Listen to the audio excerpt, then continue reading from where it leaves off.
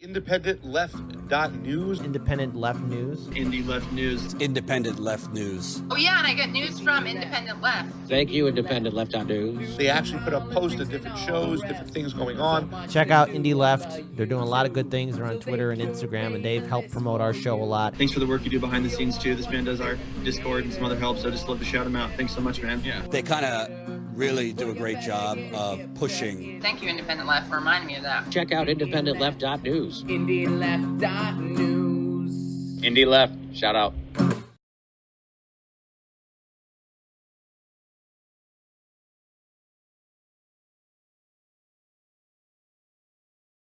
First one is one of our favorites, and that's Robbie Receipts. Getting back to Substacks.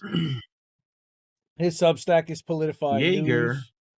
Yep, Jaeger bombs. Did you go out and get your Jägermeister? No, we're still gonna do that. Though. Next time I will though. I definitely will next time. We'll keep it in the freezer. It'll be good. Yeah, we'll drop Jaeger bombs. So yeah, yeah, this is every a really time Jaeger posts a Jaeger bomb. This is a really interesting article that he dropped on us this week. And that came in the 9/16 evening edition that we published in the Substack and on Independent Left News. And he's talking about dark money funding. GOP Super PAC is tied to a Trump-linked Stop the Steal attorney out of Georgia. And that dark money group has recently been supporting Marco Rubio's re-election campaign. Cleta Mitchell is the person that the IRS documents, and Robbie Receipts. He'll link you right to them. Where are they? And it's kind of independent. This thing's killing me. I guess you have to actually download the PDF, but you can do that right there. Group 501c4 called Stand Up China is the largest donor of the cycle to National Victory Action Fund, a GOP supporting hybrid super PAC, right? So here we go. More dark money, super PAC since spending heavily on the Georgia special election. And how much have they spent? $300,000 to National Victory Action Fund. And then another accounting for nearly 14% of the $2.2 million raised this year. Darlene, hi Valerie, welcome. Bones, way hey everybody. I thought I saw Fanto was in there too. I don't know if anybody's checking it out on Twitch. If we have anybody live on Odyssey, I didn't even check to see if we're live on Odyssey yet. You know what? Let's not do that here. Yeah, let's not do that here. Let's not do that here. So this is bad. Obviously, honestly, the amount of times people don't slip up with that, like that's got to be way more common to like pull up sensitive information while streaming, right? Like, so again, Cleta Mitchell also has been donating. This National Victory Action Fund has supported Todd Young, Tim Scott, Bill Haggerty, all not good guys, and all nobody that we want to see in any kind of power getting that kind of campaign funding, especially from a Stand Up to China group and from out of state in all cases. Nice YouTube shirt. Yeah. Nice, Wardier. What's up, dude? Mitchell's well connected. Right. Okay, so it says that we're 4 of 4, so that means that we should be live on Odyssey as well. All right, so you would think, right? Here's one of these guys, right? Mitchell is a well-connected figure in the conservative political circuit, serving on the boards of the NRA, the Bradley Foundation, and the American Conservative Union, and currently acts as the chair for the Public Interest Legal Foundation. Nice work if you can get it, man. How do you get that kind of work? Seriously. A group who staunchly advocates for the purging of voter rolls. Influence. That takes more than influence. That takes being able to to have a wallet somewhere. And that wallet is this guy. Cleta Mitchell. He's the Wallace. So basically, he's buying his way into all of these boards, essentially with influence. Yeah. Okay.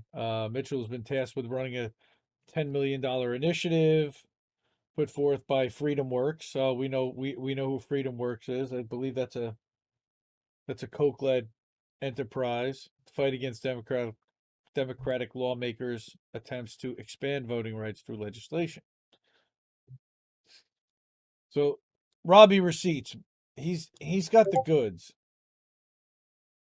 All right, started in October 2020.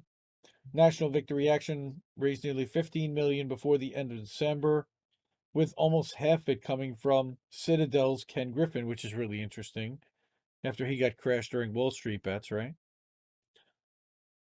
So Yeah. again, they spent the money during the special election, but it started the cycle with over $10 million in the bank, and through June would pay down their $5 million debt to less than $1.5 million, ending the period with over $5 million remaining.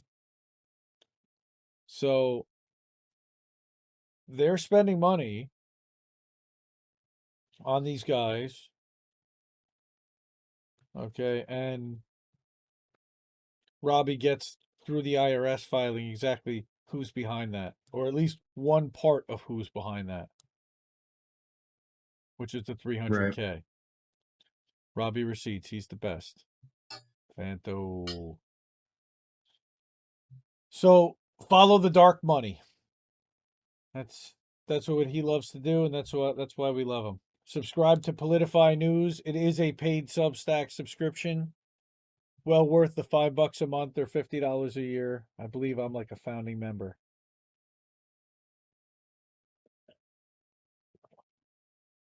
He's the best. Or one of the best.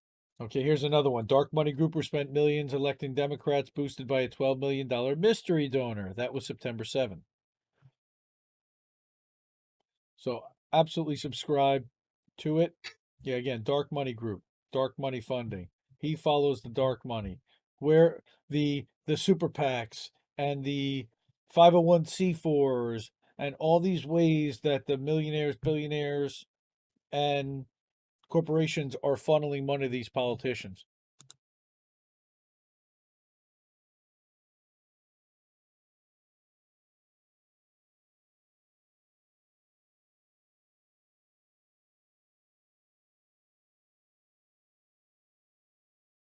Speaking more of unionization and about workers coming together to support a minimum wage and a living wage and a working wage where people could actually live. And this showed up in my newsletter. Oh no, go ahead, Bree. Have you watched on Netflix Love, Death and Robots yet? No. There's a scene in it. There's a whole episode about a particular color of blue, right? And it reminds me of the blue that is entirely mattbruening.com. What is that? Yeah, that is what I would call a minimalist logo, to say the least. Yeah, they give no fucks at Amazon is absolutely correct, Nicole. It's cool to see everybody tweet. You know, some people on Twitch, some people on YouTube. Zima Blue. That's what it is. Oh, okay. Yeah, Zima. Zima Blue. I remember Zima. I went to college when Zima was a thing. And Mix over in Hinkle's chat would bust on me for that because he calls me an old boomer all the time. So. Yep. All right. When McDonald's came to Denmark, and it's a really amazing piece that he wrote, and that's why I'm including it, because I don't usually include Matt Bruenig stuff. I do think that he does some excellent work. It's just not typically what I feature. But when I saw this article and about how people come together, it made me think a lot about the General Strike Summit and what the Fred Hampton leftists are doing over there. And it made me think about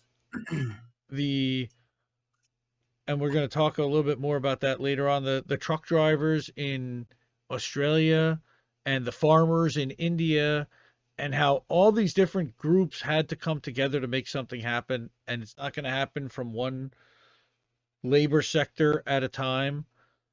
And I wanted to go through this article because it was really remarkable. And again, I'm going to drop all the links in the chat afterwards. And of course, if you're in the Discord, you can find all these links if you go to the leftist today, or the Substack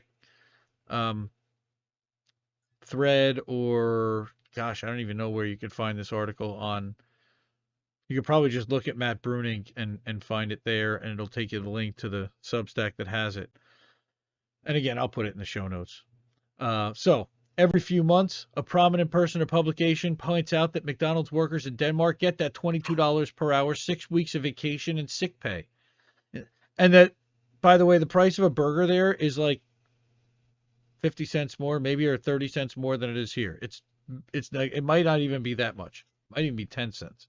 It's negligible. They can afford to do this. They choose not to.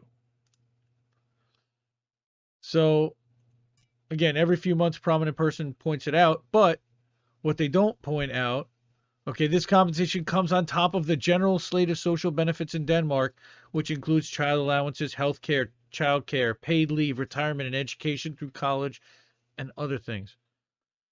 Wow, that sounds like an agenda that I could 100% get behind. Damn, man. I think that's... Yeah, I mean, it's like, it sounds perfect. Can we move? I think we're in the wrong country. I think we need to start learning Danish. Yep. Getting on it. Duolingo. I'm on it. What is the B word? I don't know. Who had that whole B word? Oh, that was mixed. Oh, the bud thing? Okay, I was wondering that. Okay. Bye, Nicole. Aw. Wait, okay. Were you going goodbye? Okay. Nicole's on YouTube. Sorry, guys. Everybody else is hanging out on Twitch tonight, which is awesome. And this is going, I think, onto Odyssey, but I don't know if it's going live. I think it's just recording the stream onto Odyssey, and I'll have to figure out how to actually post it to my Odyssey page as well. Right.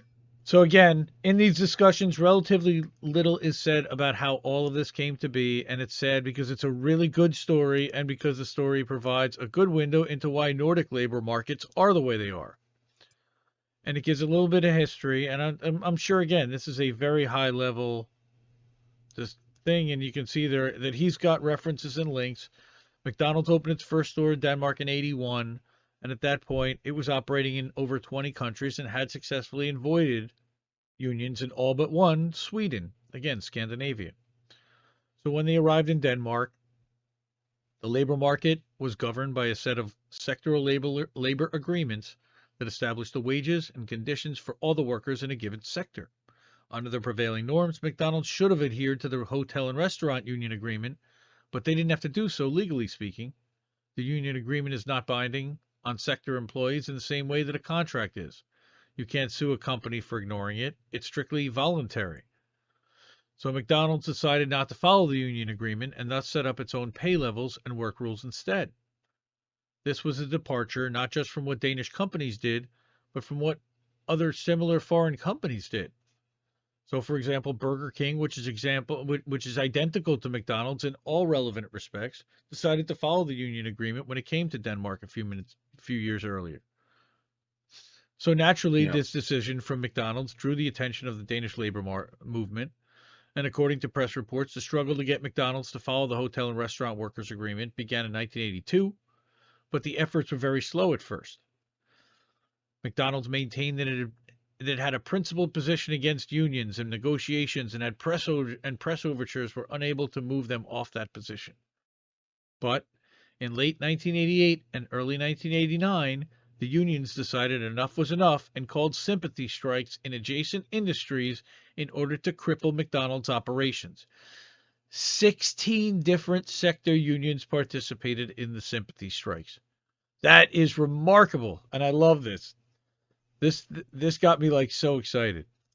Dock workers refused to unload containers that had McDonald's equipment in them. Printers refused to supply printed materials to the stores, such as menus and cups. Construction workers refused to build McDonald's stores and even stopped construction on one that was already in progress but not yet finished. The Typographers Union refused to place McDonald's ads in publications, which eliminated the company's print advertisement presence. Truckers. My favorite guys, the truckers. I love those guys. We need to support the truckers. We need to get the truckers paid well. We need to get the truckers better living, working conditions. Love the truckers. Appreciate the hell out of them. Yep. Truckers refuse to deliver food and beer to McDonald's. Food and beverage workers that worked at facilities that prepared food for the stores refused to work on McDonald's products. Everybody got together. Long ago, mostly though, yeah, but no, not so long ago in Scandinavia. This continues to happen, but this is a blueprint. In addition to wreaking havoc on McDonald's supply chains, the unions engaged in picketing and leaflet campaigns in front of McDonald's locations, urging consumers to boycott the company. So there was a mass campaign happening. All right, and you can see the pictures of the people out in front, which is really cool. Well, McDonald's in Denmark sells beer, McBeer. Mm-hmm. Absolutely. They sell it in France too. I definitely. Yeah, that sounds like a good. That's a great combination. I definitely ordered a down. McBeer. No, it's not like generic beer. You could order like a Heineken. You know, like they sell them by the can, or they can do that there. Yeah, it makes money. So why not? So once the sympathy strike got going, McDonald's folded pretty quickly and decided to start following the hotel and restaurant agreement in 1989. This is why McDonald's workers in Denmark are paid $22 an hour. And he says he brings this up. Real interesting take. Right? Because people say a lot of things about the economies of Nordic countries and why they're so much more equal to ours. But in this discussion, certainly the presence of unions or sector bargaining comes up, but rarely do you get a discussion of just how radically powerful and organized the Nordic unions are and have been. If you didn't know better, you'd think the Nordic labor market is the way it is because all the workers and employees came together and agreed that their system is better for everyone. And while it's true, of course, that on a day-to-day basis, labor relations in the countries are peaceful, lurking behind that peace is often a credible threat that the unions will crush an employer that steps out of line, not just by striking at one site or company, but by striking at every single thing the company touches. That is how labor exercises power. Now, like Invalid said, this was not years ago, and yes, the U.S. has a history of solidarity strikes like this. Exactly. So this is doable. We saw this mostly in Finland in 2019, most recently in Finland in 2019, when the Postal Service decided to cut the pay of 700 package handlers, and the unions responded by striking airlines, ferries, buses, trains, and ports. In the aftermath of these strikes, the pay cuts were reversed, and the prime minister of the country resigned. I remember this. This was not long ago at all. Again, when I bring this up, some people respond by saying that these kind of strikes are illegal in the U.S. And this is true and a worthwhile bit of information. Yeah. Yep. But insofar as it is meant to imply that the different legal environment is what accounts for the labor radicalism, this obviously has things backwards. The laws aren't driving the labor radicalism, but rather the labor radicalism is driving the laws. And that's how it should be happening here. And here's another recent example, this time from Finland in 2018. There, the conservative government was preparing to pass a law that would make it easier for employers with 20 or fewer employees to fire their workers. Stated purpose was to stimulate hiring by making it easier to fire and thus less risky to hire, the usual stuff. Again, Finnish labor movement did not like this idea and called a massive political strike that sidelined workers in a bunch of different sectors.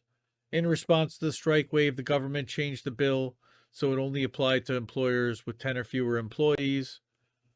The strikes continued and they changed the bill again, this time so it just stated generally that the courts should consider an employer's size when considering wrongful dismissal cases. And guess what? This was acceptable to the unions, since, according to them at least, Finnish courts already do this, and so the bill was basically moot. So they stopped striking.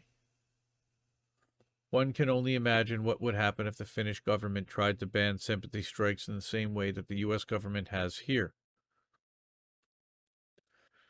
if we were ever going to go to Nordic levels of equality, it's really hard to imagine doing it without building a similarly powerful labor movement. You can certainly get some of the way there, such as by copying certain welfare programs, but without the unions, you'll always be missing a key piece. And while legal and policy reforms can help build the labor movement some, the power of organized labor is not ultimately rooted in the state, but rather in the ability to halt production and wreak havoc even when the state is aligned against it. Yeah, McDonald's doesn't pay Danes high wages because of a statutory wage floor or even because the state stepped in to enforce a collective bargaining agreement. They pay high wages because back in the 80s, Danish unions flipped the switch and turned the whole business off, and McDonald's doesn't want to find out whether they would do it again. This is where we need to get to. Hell yeah, man. Hell yeah. Yep. This might be my favorite article of the week. And Yeah, this was good. yeah, dude. I liked it. I mean, the thing I like about it is, like, you know, I wasn't aware of like sympathy strikes like that because they don't happen here. Well, again, You know? apparently they've been made illegal because somebody recognized how powerful it could become and realized that you could shut down an entire industry. Oh, for sure. Everything. The entire country.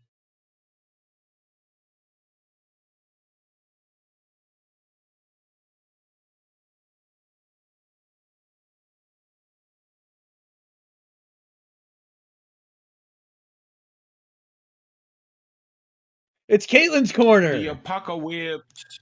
It's Caitlin's corner. Caitlin corner. Caitlin Johnstone. Let's blow this up. Yeah, And Carl, of course, they're super good. They're great. of course, you can listen to the article, and Tony's reading is just incredible. I love it. I love listening to this. But just he's so smooth with his delivery, and he just he lets out this big breath. There's, oh dear God, please let this be the peak of Jimmy Dore derangement syndrome. I love it. So of course, JDDS. for those who did not see Nomiki. the Nomiki tweet, the Dore derangements. gross. I'm sorry, Darlene. I know you're not a Jimmy Dore fan, but this is Dore derangement syndrome taken to the next level. And Caitlin Johnstone, the wonderful Caitlin Johnstone, shitlibs literally think that Jimmy Dore is causing the apocalypse. I freaking love it. I absolutely adore her. She's so good. And why? Because somebody like Nomiki Konst, a former TYTer, somebody who I embarrassingly used to stand quite a bit and was a big fan of, used to share all her stuff. She used to be included in Progressive News Daily. And early on, after we flipped to Independent Left News, she was included almost on a daily basis. Her segments were regularly in there. And then we started to notice a shift. And then she attacked Katie Halper. Ambushed her about the whole Josh Fox thing, and then we saw everything that we've seen since then. So, Nomiki, oh boy, oh dear God, please let this be the peak of Jimmy Dore derangement syndrome. Nomiki Konst has a tweet out that honestly needs its own article to unpack. Not because of its intrinsic insanity, but because of what it says about what's happening to left-wing punditry and the Western left in general. And that tweet reads as follows. The fact that they think like Manchin, Cinema, Biden, and Dore all have the same level of power is insane. Yes.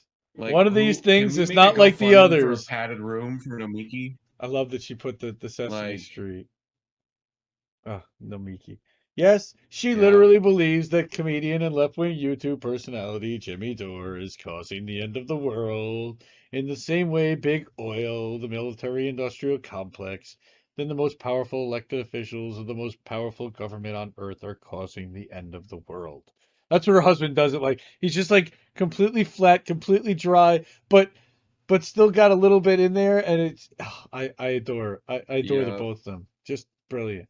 This was not a joke, nor was it some ill-conceived tweet made in a drunken haze or a momentary lapse in judgment and quickly regretted. Hours later, she was adamantly arguing with people who criticized. Well, wait a minute. Let's start with the fact that. Wait. Okay. This is the second tweet Do you remember the original tweet? She did not include the Koch brothers, Christian Coalition, big all. It was just Manchin, Cinema, Biden, and Dore. She added, and again, I believe that Caitlyn actually adds this in. As the original one? I don't know. I don't know if she screen caps the original one. I mean, my God, the absolute batshit hysteria that's consumed progressive punditry about Jimmy Dore hit what looked like fever pitch intensity some 3 months ago when Dore stepped forward to defend Aaron Mate, right? In TYT, paid by dictators for the works for the Kremlin, right?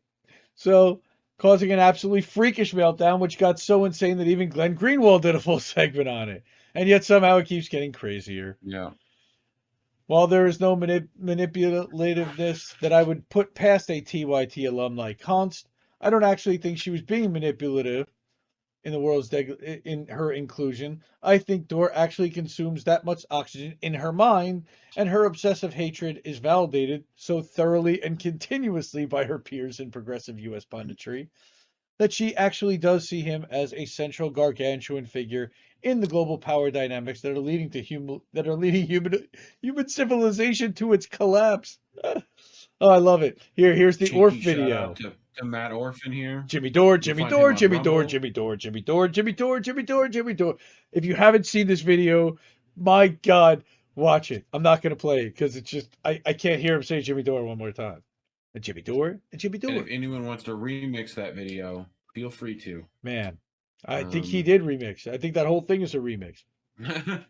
If you sincerely No. believe, as I do, that our species is being driven to its doom by ecocidal capitalism and omnicidal imperialism, and that this is the single most important subject in the world, then there's no legitimate reason for you to be spending this period in history obsessing over a comedian making YouTube videos in his garage.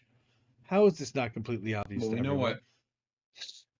We know what Jimmy Dore's next tour name will be. It will be the End of the World tour. No, you know, it will be. He's definitely not. It will be the tweaking shitlibs tour. Jank will give her a warm TYT blanket. She doesn't need it. She's hanging out with Sam Cedar and Emma now. And they got their Peacock contracts, the Comcast deals. Yeah. Everybody's got their opinions about Dore. He's loud and blunt and unapologetically goes against the grain of the leftist commentariat whenever he feels like it. And that will lead to people having strong opinions about you. I personally love that shit. Yeah. But this ability to set disagreements with Jimmy Dore aside as a distant background issue in the face of humanity's current plight is entirely because garden variety egotism has caused these people to lose sight of what made them care about leftist causes in the first place. And this really isn't about Dore, and it isn't about Const.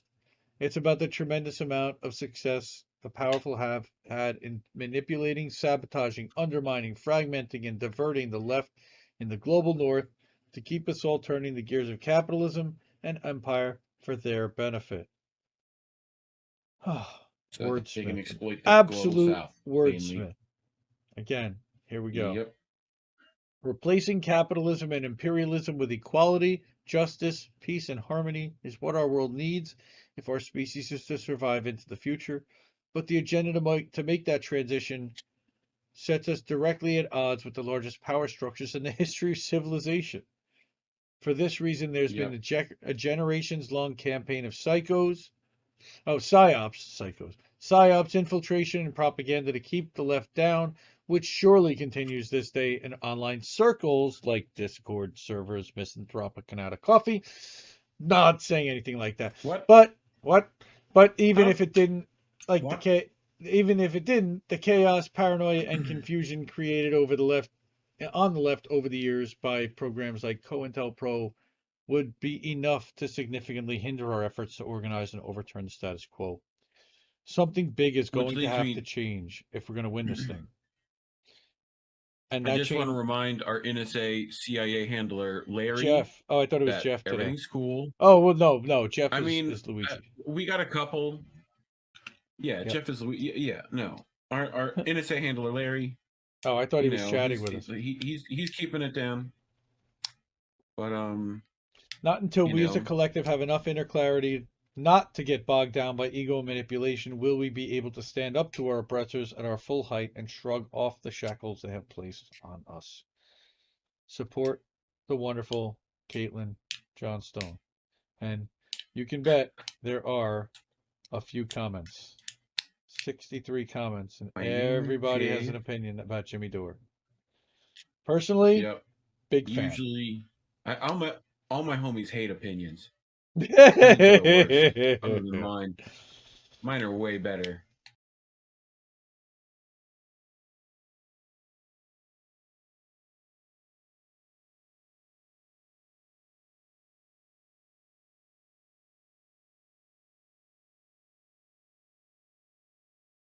You'll recognize this guy. Don't tell. Unapologetic. Nice. Unapologetic Dontel published a Substack this week. Yes, we need to bring the mail and fire that to Joy Guy. I'd love that. Dontel somehow got this out this week. The only other person I really saw covering it, I think maybe Convo covered it. I know Franco did a great segment on it. And of course, Dontel himself did a stream and segment about it. But I wanted to give him a shout out because this was just mwah. AOC and Just Dems, of course, not Justice Democrats, paid $13 million to DNC consulting firms since 2019. And this is not a hating post. This is a we're disappointed, but we warned you, and this is not a surprise here post. Claim to be the antidote to corrupt corporate Democrats, but they turns out they're just Democrats. Classic dad move of we're not mad, we're disappointed. That's what we have to do. I guess. Well, we're not nihilists. We're not nihilists. No. We don't want to watch the world burn. Sure. We want to put our faith in people that will actually do the things that they say that they're going to do. And we're going to find people who are going to do that, and we're going to organize and try to push the people that said they were going to do it and aren't into doing it. Yeah. Whether that is within the party or from outside as independents or from a third party. But the pressure is coming, the pressure is there, and they are feeling it. And they need to be feeling it more often, according to our friend Robert Durden. He's got some pretty good ideas about that. Sure. So, Dontel, after going through a filing on open secrets and totaling money that went directly to consultants, Justice Democrats, Pramila Jayapal, Ro Khanna, Ilhan Omar, and AOC, gave $13 million to DNC consultants over the last 3 years. What? The politicians who solicited millions in donations, explicitly promising to dismantle the corporate influence in the Democratic Party, plan to do it by dumping $13 million into the nexus of corporate influence consulting firms? That'll do it. That'll do it. That's gotta dismantle the corporate influence by giving the corporate influence money. What? Right. The fact that they're willing to invest this amount of money into the shady infrastructure of the party answers a major question. If they aren't funded by corporations, why won't they ever challenge leadership to advance the policies they ran on? They used our political donations as their buy-in to the corrupt but always profitable political machine. It's clear they had no intention of following through on the promise to root out corruption in the party, since they're participating in it themselves by greasing the palms of power brokers in the Democratic Party. Can't argue with very much of that. Yeah, Dontel's just, again, sledgehammer. And this is a long article. I'm not going to read the whole thing. Again, I totally encourage unapologetic.substack.com. He doesn't publish very often. You can support him there. I believe you can pay to subscribe. If not, you can just subscribe via email. But again, Jayapal created a Medicare for All PAC in 2020. From that PAC, $619,000 went to Mothership Strategies, another DNC consulting firm. $124,000 from her own campaign. Jamie Harrison campaign paid them $16.5 million just to lose the vulnerable, odious Lindsey Graham. Oh, I love it. So good. He's got the goods. Chicanery with DNC consultants isn't new. Oh, look who it is. Oh. I was waiting for the reaction. This, look who it is. This is the 2016 Unity Reform Commission meter. All right, where they agreed to do all kinds of things that got completely rolled back once the primary happened. Sean, dude, welcome. Good to see you here. So in 2016, between 7 and 800 million was spent on 5 consulting firms just to ultimately lose in the House, Senate, and White House to Trump. During the golden era of high-priced consultants, the Democrats lost over 1,200 seats at all levels. And again, never a price to pay for poor results.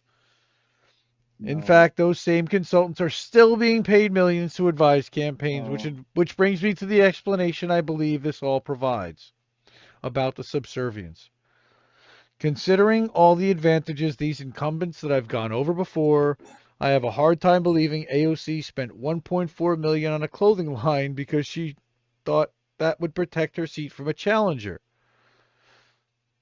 I'm unconvinced that Ilhan Omar really believes $2.9 million to her husband's media consulting firm is what will keep her in Congress fighting the good fight. If Jayapal believes giving a DNC consulting firm $900,000 to run Medicare for all ads move the needle at all on a single payer, I have a bridge to sell her. If the old adage that money is power is true, then the overpaid consultant class of the Democratic Party are second only to the donors in maintaining the corporate capture of the party. Absolute poetry. Poetry. Yep. Genius, really. Like, Dantel. Dude, bravo. Seriously. Thank you. I don't know how anyone with a conscience can keep telling poor people to continue giving their money to these politicians as they become part of the establishment using our money as their buy-in. Jeez. Just sledgehammers. Keep writing sentences like that, yeah. Your money is best spent on mutual aid in your community, organizing direct action, and funding adversarial media. Well, thank you very much, sir. And please fund his adversarial media, calling this stuff out and writing it and publishing it for all to read and see. Please, yeah. Subscribe to Dantel. I'm already a subscriber to his newsletter. Yeah. See, what the great thing about Dantel is because he doesn't publish very often, you know when he's got one, it's going to be really good. And every time I see a Dantel's newsletter published, I go, oh, I'm running for Dantel. He hasn't published very many. And he also called out Jordan in an article where Jordan called me out. So a little shout out for Dantel for doing that. Thank you. So Dantel, the man, like that was great. Appreciate him.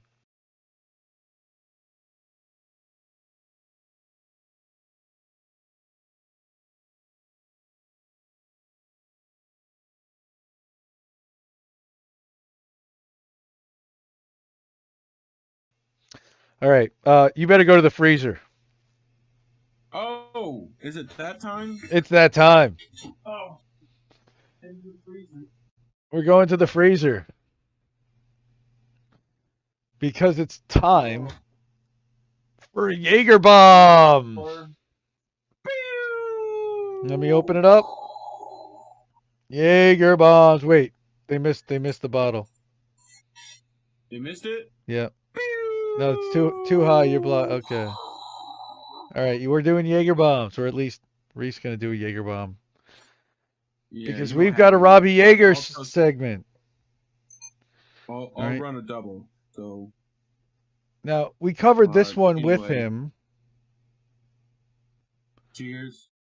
Cheers. Billionaire donors flocking to the Sunrise Movement. So this is more about big money co-opting the supposed left and the what's being sold to America as the left today and what we put our hopes in and thought was going to represent us but has not effectively. Oh, tastes like college. Nice. The environmentally focused Dark Money Group has steadily built themselves as a youth-led grassroots organization. The problem is that many of their donors don't necessarily reflect that. Everybody, please sign up, subscribe to Politify, and if you can donate, and I think it's $60 a year or $5 a month. This is one of the best publications. Again, it's not long. We went through it. We actually went through this with Robbie himself on our last stream, but I did want it wasn't even actually that was last week already. Gosh, last Thursday. It was great to get a chance to talk to him and to actually go through this with him. But I again wanted to call attention to it because of the Dontel article that it's a recurring theme. Okay, that there's a lot of Soros money, the new venture fund, Center for American Progress. Okay, you had Bill Hewlett and his late wife Flora. So this philanthropic fund, the Hewlett Foundation, they seem to have their money in a lot of stuff. And there are some red flags big time that we're starting to see. And the name Rockefeller is starting to pop up. The Ford Foundation is starting to pop up. These are known Tides Foundation. This is all problematic. There we go. Ford Foundation, $250,000. Sunrise Movement's Education Fund. Yeah. The problem facing them, right, is how they're able to reconcile their anti-billionaire rhetoric with the fact that an ever-increasing portion of their funding is coming from those same sources. And again, highly recommend you read this article. There is a ton of good stuff in here. The fact that there are only 4 likes is shameful. There should be 4,000 likes of this article. People should be seeing, what is the Wallace Global Fund? Any idea? No clue. Private foundation whose funding primarily comes from investment funds, which per their website has been fossil fuel free, donated $250,000 to Sunrise and $750,000 to over a dozen of their partnered groups, except that it claims 3 main funds. Okay. Right. Nearly their entire business model is profiting from investments made in companies that would greatly benefit under a Green New Deal based economic structure. Yeah. Yep. Al Gore involved, Whole Foods, Vestas Wind Systems, Panasonic. These are not environmentalists. Yep. No. Keep in mind how much Tesla has to mine lithium. It's the amount of money that's going into organizations like Sunrise now. Again, Sierra Club, another one. Co-opted organizations across the board. Yep, CIA. And you called it, Sean. You know.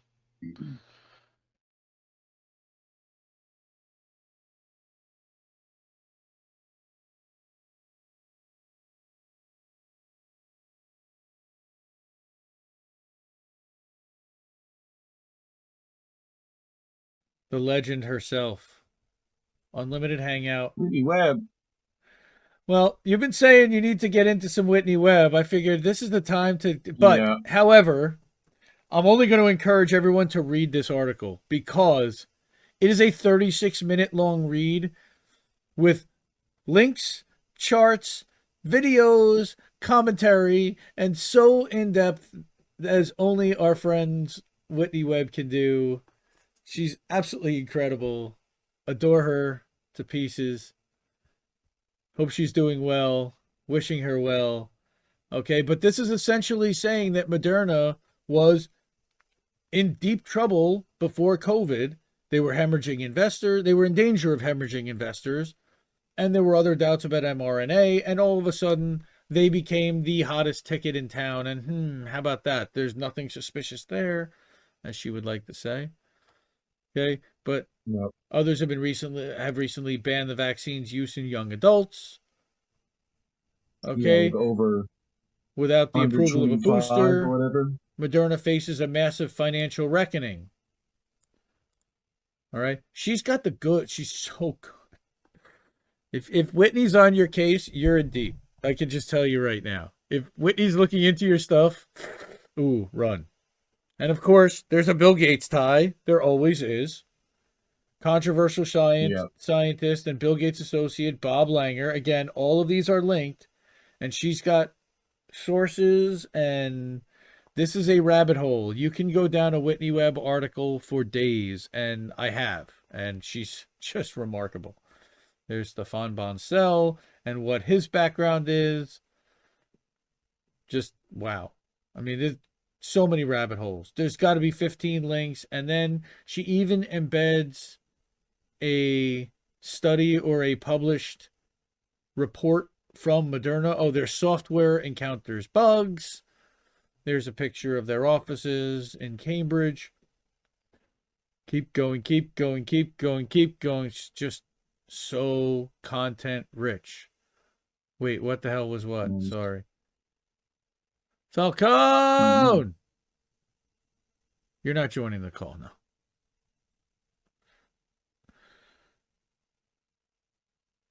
One former employee stated that these platforms would have to be a miraculous Hail Mary sort of save for them to get where they need to be on their timelines. Either Bancel is extremely confident that it's going to work, or he's getting kind of jittery that with a lack of process, he needs to put something out there.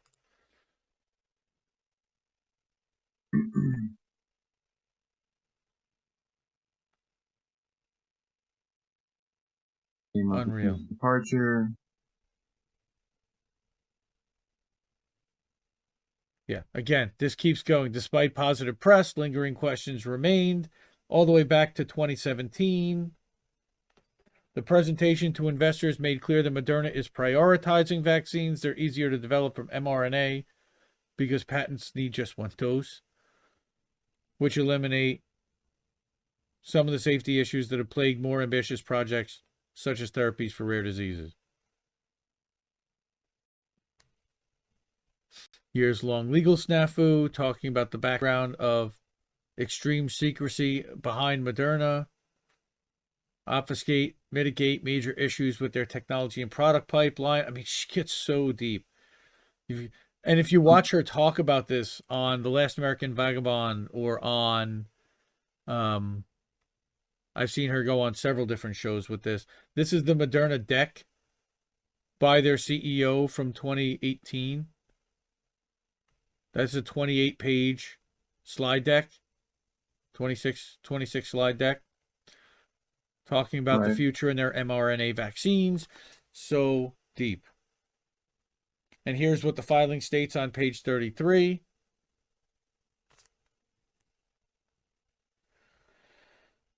And then the November SEC filing in 2018 makes other statements regarding its supposedly fixed lipid nanoparticle delivery system.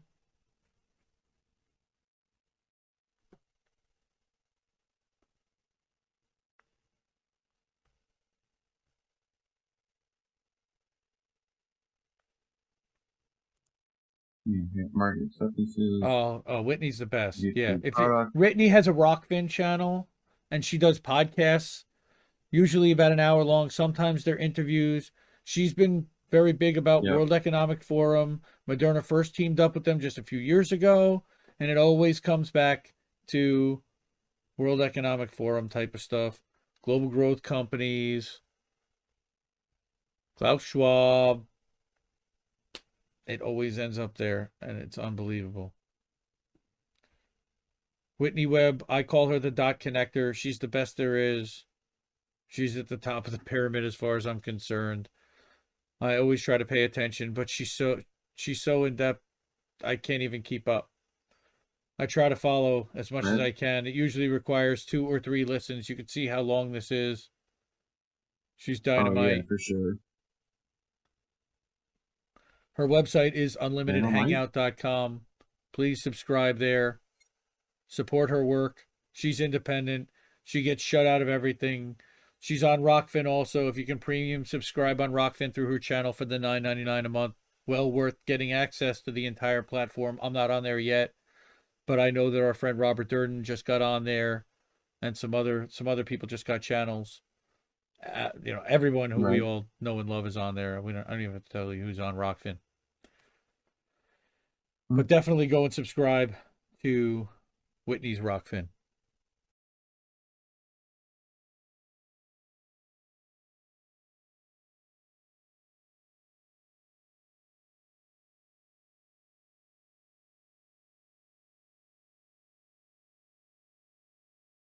Indie writers you need to read. And this is somebody who I've been reading for a while, and I can't believe that we are 9 weeks and 9 episodes in, and this is the first time that I'm shouting her out. She's actually a friend of mine on Twitter. I met her, we quote unquote met virtually through me reading her articles and retweeting her and sharing them. She's outstanding writer. You see, she's got over 12,000 followers on Medium. Her name is Lauren Elizabeth. This article, now I am maxed out because I read every one of her articles. I don't subscribe on Medium, but she does have a Ko-fi account, which I do encourage everyone to support.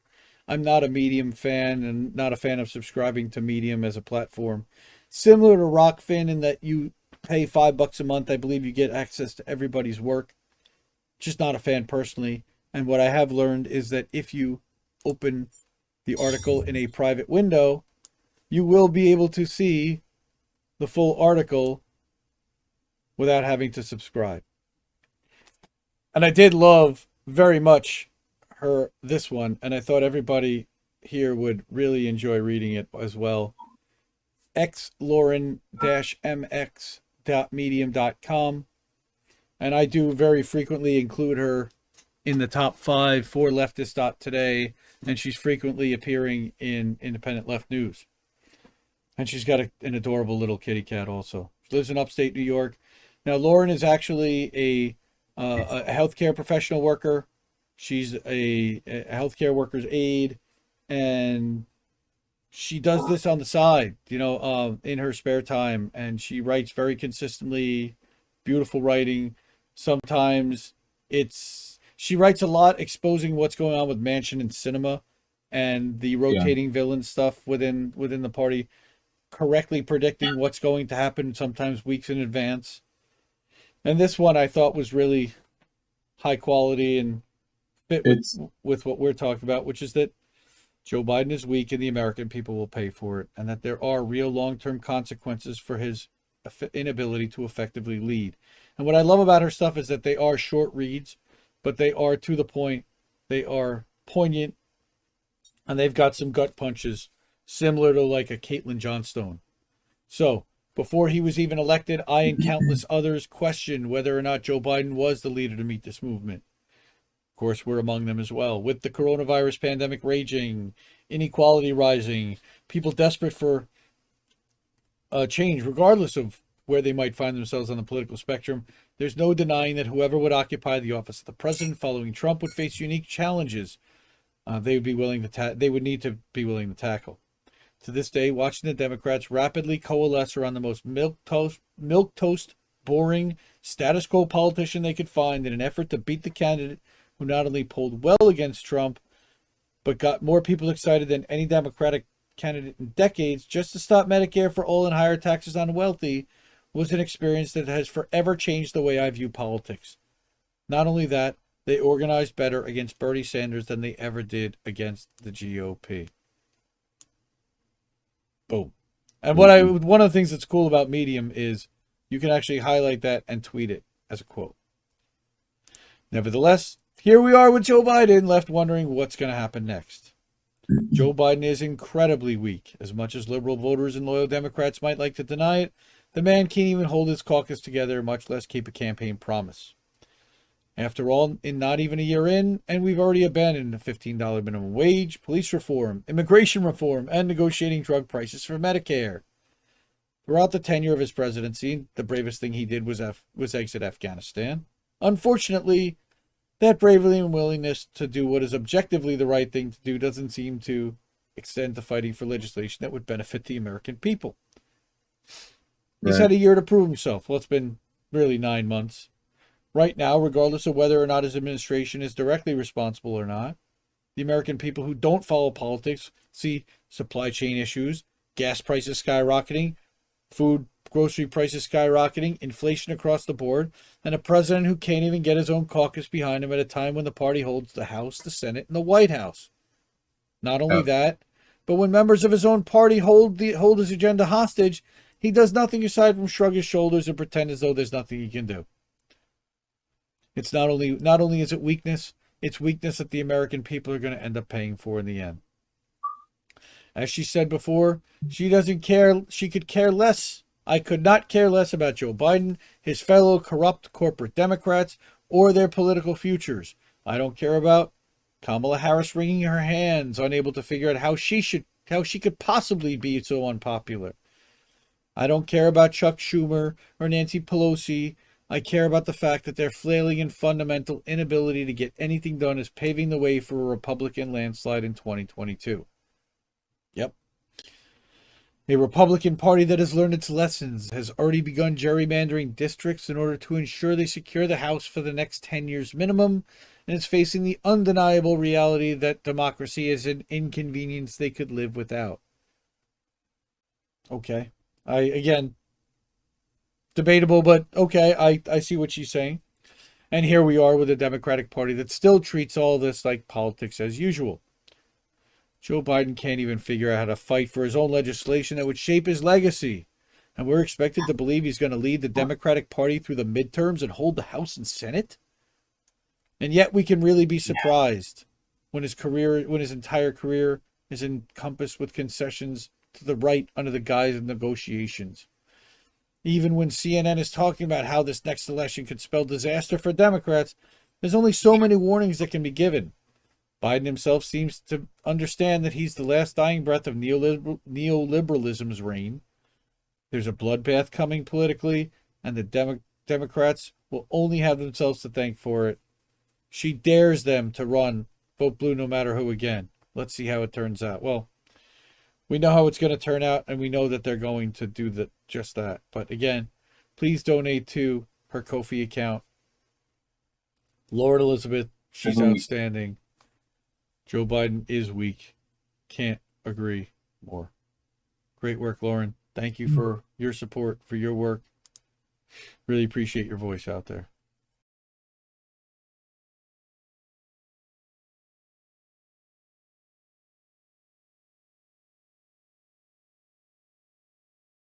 While we're on the theme of the Grayzone, another friend of the show, Alex Rubenstein, just put out a brand new article this week that I think a lot of people missed.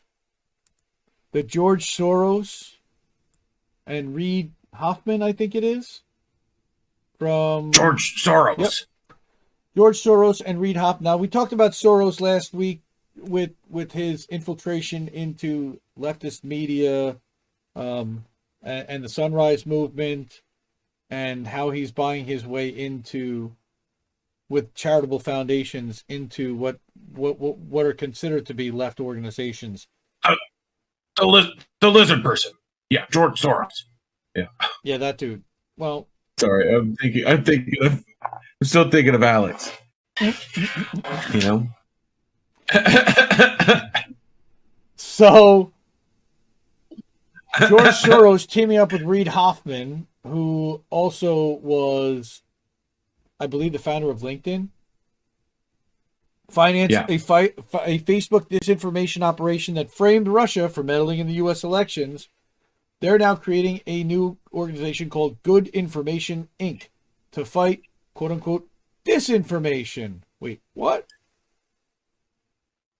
Two billionaires launched Good Information, Inc., a public benefit corporation to serve as a conduit of funds to newsrooms that cut through the echo chambers with fact-based information. Right. It describes itself as a civic incubator aimed at fostering and financially backing projects that counter disinformation where it spreads by increasing the flow of good information online. Yep. My goodness. I mean, absolute propaganda factory. What exactly is good information? that the good information resides exclusively on the page's established media outlets with billion-dollar budgets, lamenting on its website that 185 million Americans don't trust traditional media. Right. So Soros has Wasn't weaponized. Soros also a part of? Wasn't Soros also a part of Correct the Record? Wasn't he No, that connected was to David that too? Brock. That's David Brock and Sally Albright, and I think the Clinton family.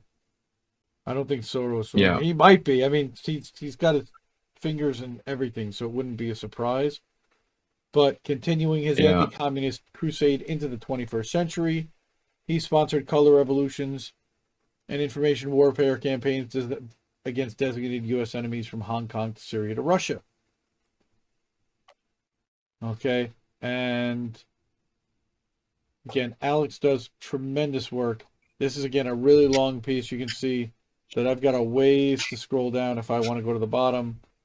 Okay, and how did they sow the seeds on the Russiagate stuff? Okay, Senate report on $100,000 of Russian ads sent U.S. media into a frenzy.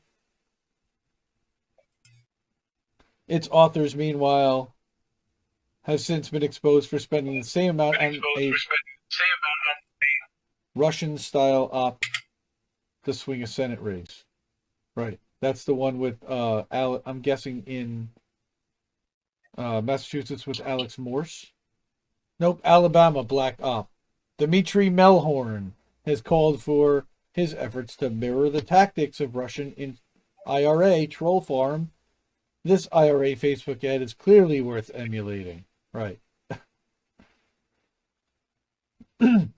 Again, please go read this at the Grayzone. I don't think that very many people saw this. There was a lot going on this week. This is a big article.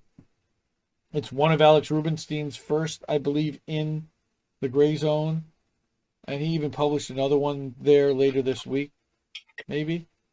I know he had one on his Substack. Here we go. Here. The right way to eat candy corn. Seriously? The Courier Newsroom. They're part of the Good Information Network, I guess. That's hard hitting. Challenging in the status quo narrative. Good Information will be led by an advisory board heavily made up of former Obama alumnus, Democratic Party apparatchiks, united in their hunger for control over the American information ecosystem and zeal for censoring ideological opponents. Brilliant stuff, man. Great writing. Great writing, Alex. And he does a deep dive on all these people and who they are. They're all neolib corporate shills. Okay, many of these board members have seized on the narrative, spun out by Facebook pseudo whistleblower Francis Haugen to advance their agenda. All right, Tara McGowan has insisted the initiative could make investments in entities across the political spectrum. She noted to the Bulwark as an example of the type of right-leaning outfit they could fund potentially. But Project for New American Century, yeah, bad stuff. What? Any relation to our friend Rose? No, I would hope not. Dang. I was hoping more McGowans like her would show up. So. Yeah, but Good Information is more than just another partisan op. It is a domestic echo of the aggressive information warfare operations that billionaire activists like Soros and Pierre Omidyar have sponsored abroad, usually alongside U.S. intelligence cutouts in the service of imperial goals. And this time the target is the American public. We are patrons and supporters of the Grayzone. We're subscribed to Alex Rubinstein on Substack. Big fans of these guys. Independent reporter.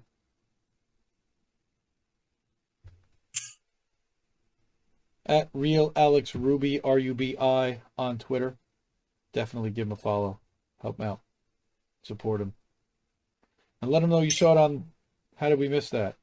That'd be cool too.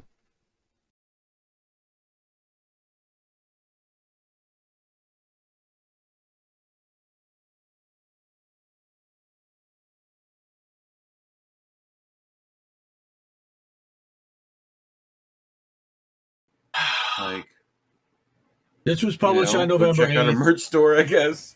And Feeney has been amazing in shedding light on this from our community. I would not have known about this if it weren't for her. Also, I shout out to Black Unicorn Rose Camilla Harris for also tweeting and keeping this up on a daily basis. And all the Fred Hampton leftists for keeping this alive. I know Compton Jay's also been talking about this. Howard University students denounced deplorable living conditions. And I know we talked about this last week and the week before. I know they met with the university president this week. And of course, he denounced their protest and says, oh, it's not nearly as big a problem as it is. And we're already fixing it. And you guys taking over the building is stopping us from performing the repairs. I will give, I'm going to talk a little bit about a video I did see this week, though. I encourage everybody to check out, and I'll drop in the chat. But this is, again, entered its 5th week, Blackburn takeover. Protesters have garnered support for their demands that administration at the historically Black university immediately address deplorable living conditions. All right, in early October, they occupied it to protest vermin infestations, black mold, asbestos, and other conditions. They also had roaches, I believe, in the cafeteria, I heard, overseen by the for-profit building management company, Corveus. All right. Students have camped out outside the building in tents, and they're saying they're not going back in the building until the building is safe. Yep. Now, a group of protesters also starting to get winter. It's getting cold out there. All right, there is a petition for everybody to sign. Actually, this is a group of protesters spoke with WSWS about their protests and distributed copies of IYS for social equality statement. Okay, because they're in it for the money. They've been doing everything to get us out of the encampment. They brought up celebrities like Felicia Rashad that oppose our takeover. Yeah, she's like, oh, yeah, those kids. It's those kids. Well, if it was her kids, yeah, Janelle has had asthma and that the air filter in her dorm room hasn't been changed since 2014. They're supposed to be changed. They're supposed to be changed twice a year. And in a building like that, it might even be quarterly. Yeah. All right. And a maintenance person associated with contracting firm Corveus came to her dorm but made an excuse and didn't fix it. Probably didn't have the filter, the right one. Lucky Burrito, take care. Thanks so much for coming tonight. Bye, Lucky. So, stated that the purpose of the demand for a town hall was to open the campus administration to wider demands from the student body, such as better mental health services, better campus Wi-Fi, safer eating quarters, better financial aid assistance. All right. Autumn also spoke about poor maintenance. And then they tried to lock students out. And, yeah, President Frederick keeps Corveus around and refuses to break their contract. He doesn't care about the students or he'd get rid of them, Autumn said. And, again, this is just one student's opinion, but it's just interesting to hear someone who's in the building and who's dealing with this. Leadership continues to do business with other employers of highly exploited workers as well. Sodexo, which is campus contractor, they announced the layoff of cafeteria staff, which they blamed on the takeover, even though they're not even working in that building. Wait, what? Yep. How did they do that? Yeah. They were quick to explain that the narrative had been concocted by the university to incite the campus community against them. All right. The Blackburn, right. The cafeteria in Blackburn was not directly connected to the building lobby where the occupation was taking place, and that there were, in fact, multiple points of entry to the dining rooms in the lower levels of the building. Rather than students causing these layoffs, the administration shut down the cafeteria and is planning to pin the blame on the student. Oh, of Wrong. course it's the student's fault. It's always the student's fault. The ones that are paying $50,000 a year to be there. Dollars. Or a semester. Which they should be getting, like, they should gold be getting toilets for $50,000 a year. Yep. Like, but the problem, and I'll explain, is has to do with Howard's endowment, even though it is tremendous. I was watching a really interesting video from Irami Ose Frimpong, and he was talking about, and let me bring that up in my Discord. what a name.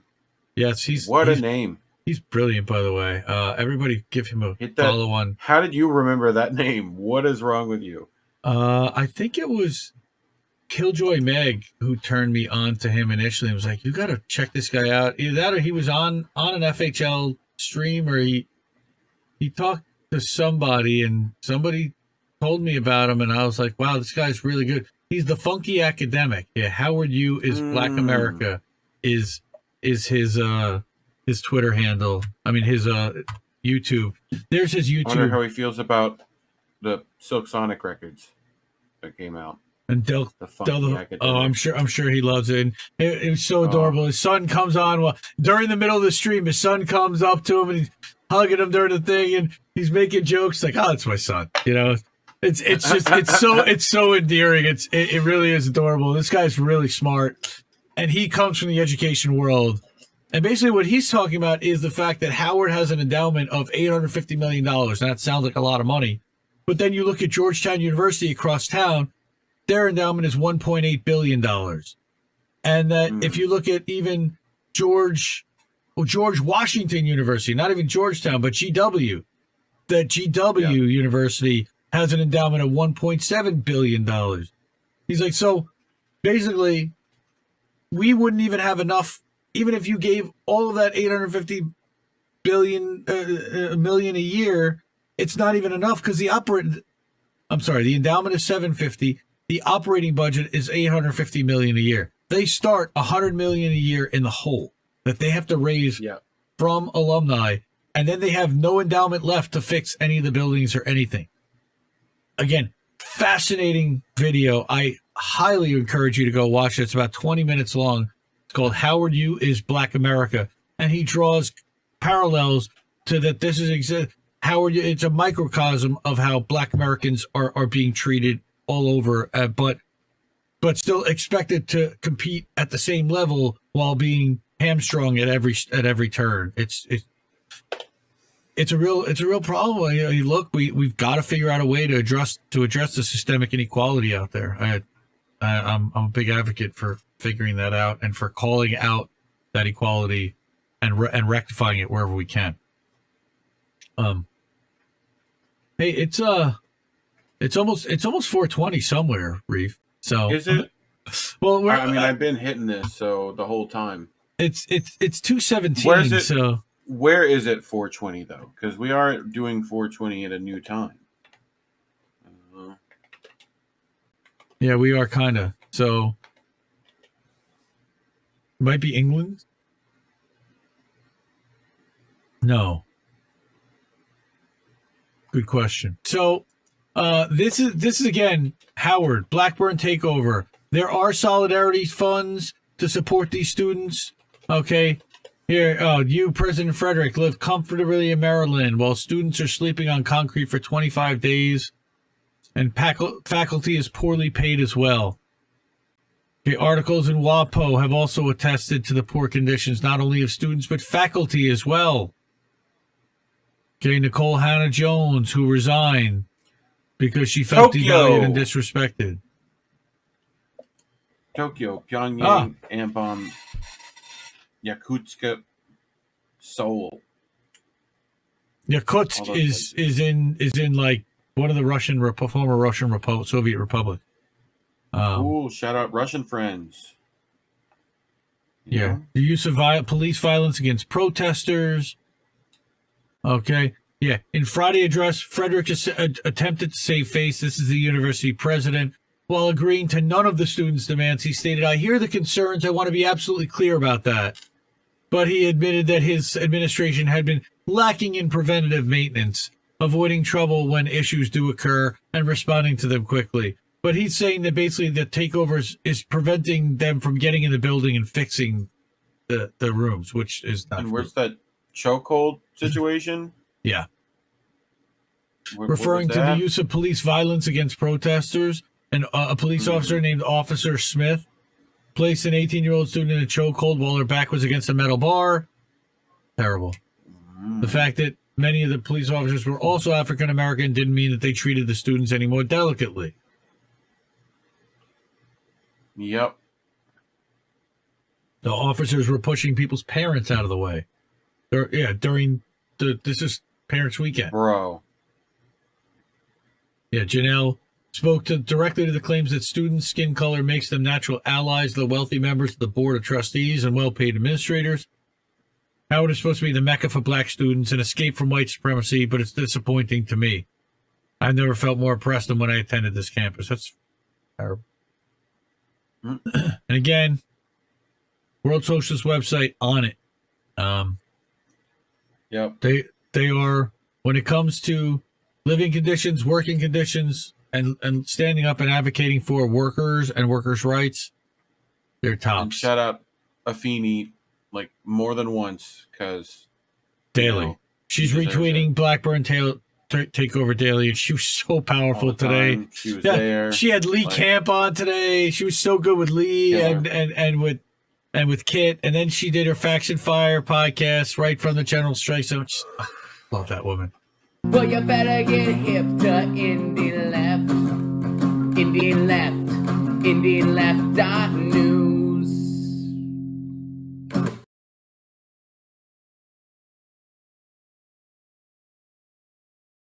We started a network. We got together with a bunch of these younger channels and smaller channels that have been come on the scene in about the last year and a half that have been making a splash, and we all have some really strong things to bring to the table, but everybody's kind of incomplete, and I felt we all were, and myself included, and we can benefit in so many different ways from a central platform where we can collaborate, co-stream, share resources. There's so many different things, positives that can come out of it. So I reached out to some of the people that we cover in Independent Left News and said, hey, what do you think about this idea? And everyone was like, wow, this is awesome. Yep. And so Indie News Network was born. We had our first conference call in mid-October. We started to plan out what this would look like and how this would be, and we're still forming it, and we're still getting things together. And the plan for our first network live stream as a group is we're hoping will be Monday night. We want to leave this weekend for FHL and for the General Strike Summit. We do have 5 of our members that are speaking at the summit, which is great. Yep. So you can see here on my screen, I've got a list of photos and channel names and people for all the people that are in here. But there's a lot of unique elements. So I will just go through this really quickly and read it because I actually wrote it. And I don't usually write very much stuff, but independent media is expanding almost infinitely on a weekly basis, it seems. New channels, new platforms, new personalities are constantly emerging, taking advantage of the latest technology. As an independent content creator, it's virtually impossible to keep up with it all. So in that vein, a group of us have recognized and decided that collaborating creates multiple opportunities, and combining our efforts can make us all better. So we're excited and proud to introduce you to the founding channels, people and writers collaborating to form the Indie News Network. Each member already has their own established channels, shows, content, and fans, which they will retain, continuing to build and grow. Each network member will be able to co-publish and co-stream to the network channels whenever they go live, or upload a new video, or publish a new article, or a new podcast episode.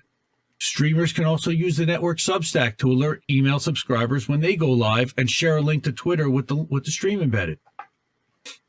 What do we have in common? Lots. We're all relatively new to indie content creation space. All started within the past 2 years. Some more recent than that. We all believe in uncorrupted representation. We're all anti-imperialist, anti-monopolistic, anti-fascist.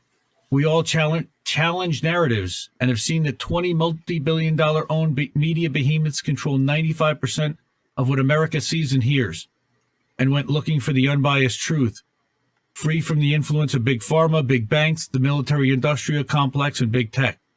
Well, almost free of big tech. Yeah. We're going to be doing exclusive network roundtables, frequency and daytime still to be determined. Stay tuned, really. And we'll be launching other network exclusive mashups, collabs with other networks like Fred Hampton Leftists and the MCSC network, and new shows. The plan at first is to have a presence on 9 platforms to start. So we already have channels set up on YouTube, Substack, Twitch, Twitter, Facebook, Instagram, Odyssey, Rumble, and Patreon. Links to all the members' YouTube pages, Substacks, and or Medium. Seb Solomon has Medium and Twitter handles below. And I know Rob Durden did a video about this, and he introduced every one of the members. Again, I've been watching all of these channels and staying in touch and friendly with all of these folks. And I'm just so excited about everything I've seen. And just it's been amazing to see the collaboration, to see the work that people have put in already, the way that people have been meeting each other and going on each other's shows and having conversations and really helping all of us grow and become a force together, where INN really just arrived on the scene like week 1, and it's happened quickly, and it's been a lot of fun. So Robert Durden is he's a badass, man. He'll punch in the mouth. He's a doctor, so he's been to medical school. He's got some pretty interesting takes and advice on COVID and the jabs, but he's got Political Fight Club, and you know the rule is you do talk about Political Fight Club. Really fun channel to watch. He's funny. He roasts people, but he also's got some strong takes on. He did. When we first started talking to him, he went on stream with Branko talking about, like how networks should be brought together and stuff like that, and how they're not exploitative and all that stuff. Super good. Yep. Right. Yep. That was one of my, like, the guy's been killing it. Yeah.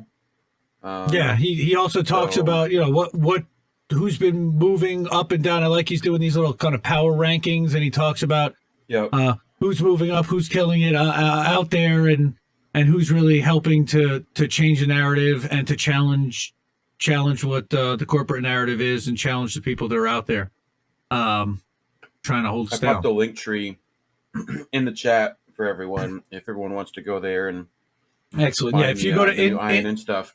Yeah, you go to indienews.network is the website. Find all the links and channels. Click that link for me real quick. Right? See if that link actually works. Okay, it works for you. Why didn't it work for me? Weird. I had to go to the regular link tree to find it. Oh, that's weird. So, yeah. That's no bueno. Yeah. Mm-hmm. So again, you see this is the Instagram friendly version in square format. Again, all these channels are set up already. We haven't really been posting enough to it, but starting to. We were pretty active on Twitter this weekend with the General Strike Summit so far, and plan to be tomorrow as well. But really excited about this. So the 16 members again are Robert Durden. We've got Tara Reid. Everybody knows who Tara Reid is. I don't think she needs any introduction. She's fantastic, and she was so good. Out our friend the Dissident, right. Watching Haas. Hi, how you doing? What's up, Hassan? So the Dissident put out a Substack this week that FHL put out, that Tara retweeted, and that Hassan quote tweeted, and all of a sudden we were off to the races. Okay, we've unhappy. Oh no, he's not unhappy. He's a hug, big old hug. He's doing just fine. He's not even worried about us. It's all good, man. No. So Aaliyah Cepeda, he's an former MMA fighter, a writer, a trainer, a Substacker. He worked for Sports Illustrated. He's worked for some other large multimedia conglomerates, but now he's independent. He was on with Savage Joy, and he was on with the stuff. FHL guys. I know he just did something with Left Reckoning as well. Then we've got Todd from Be the Change. He's just started streaming after the March for Medicare for All. I caught his first stream. He started doing. He mentioned something about Assange, and our Discord bot picks up anyone that does any kind of an Assange stream. And I was like, oh, let me check this guy out. And he's fiery, but he's got a lot of good knowledge, and he's got great takes, and he's reading a lot of the same articles that we feature in Indie Left News. Like, wow, this guy's really good. And I've seen him start to grow already, and people are really figuring out that he's got it. So I'm so proud to have him part of this, and that he decided to join us. So excited about that. Got Bess from Millennial Splaining. Again, she's doing a podcast for the most part, but they are doing also some YouTube videos and clips as well of episodes. I actually recorded an episode with her that I'm excited to hear. We talked, gosh, it was already probably a month or 6 weeks ago. So we'll see how that aged and what that looks like afterwards. I think it was actually even before I had asked her to become part of this network. And this didn't. Where is Reef from? Lucky Burrito's asking. Reef is from Florida. Reef is from Florida. Yep. So Reef is actually part of the network too. So you see his picture in there with a little Reefer After Dark logo. So Reefer is definitely part of this. And I skipped ahead, but we got Lucy with Blue Moon Red Wine. If I did this, I'd be here for an hour, and we do have articles to cover. Okay, Seb Solomon, Gnomes for Truth. Everyone in the Discord community knows Seb's very well. She writes fantastic Medium articles under Gnomes for Truth. It used to be under a different name, but she renamed it. Love her stuff. She's been doing great work into crypto and deep diving into exactly what the benefits or the drawbacks of crypto are, and where the dangers and pitfalls are, and how it is really just another version of a digital central currency, not as decentralized as it's being sold. But follow her work for sure. Gnomes for Truth, Medium. She's also going to be co-publishing to the Indie Left and to the Indie News Network Substack. We've got Colin Radix Carter, who's probably in the chat right now or was before. Kamawo Makwano. I've said it like 100 times and I still get tongue-tied with it. Focused on East Africa issues, but he's also going to be doing some other streams. He's talking to some other folks locally about teacher issues, education issues, about economic issues, general strike issues. Colin himself is a preschool, pre-K teacher, I believe. So he brings a really interesting perspective, and I love his stuff. Colin and I have known each other for a year and a half. We met through the Discord community, and we both started our shows pretty recently, and he fits perfectly with what we're trying to do here and who we're trying to reach. So we're so glad to have him part of this, and welcome to the family. And this is what we're building. It's a family. And then we've got Tatami, and Tatami's so spiritual, and Tatami's Diary. She's been on YouTube a little longer than some. She's got almost 2,000 people following her, and she does crafts. She makes art, and she gives her take. She only really started paying attention to politics a year and a half ago, I think she said, or not that long ago. But she figures out a way to tie it into stories, and I love her videos. I think I can't hear you for a second, Reef. I don't know if you're muted. I got you. You're good. Yep. So then we've got Noli D. Noli D, everybody seems to know Noli D to the point where she started a channel on YouTube, and she's bigger than all of us. She's incredible. We love her. She also supports tons of people on the back end. She works with the Police Accountability Report. She works with the Real News Network, and she's a connector.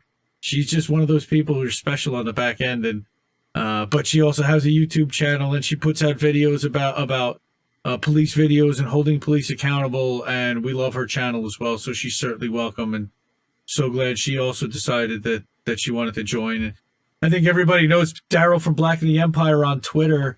So when I heard that he was going to be starting a channel and starting to do some videos, when I saw him on the Fred Hampton Leftist stream, I said, oh my goodness, well, there's got to be a spot for Daryl here in INN.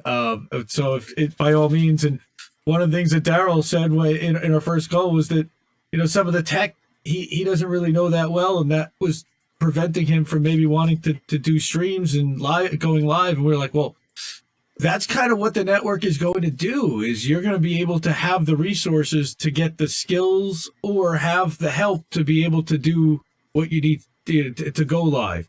We're going to have producers, and we're going to have graphic editors, and we're going to have audio editors, so that we'll be able to back each other up, and we'll be able to pool our resources.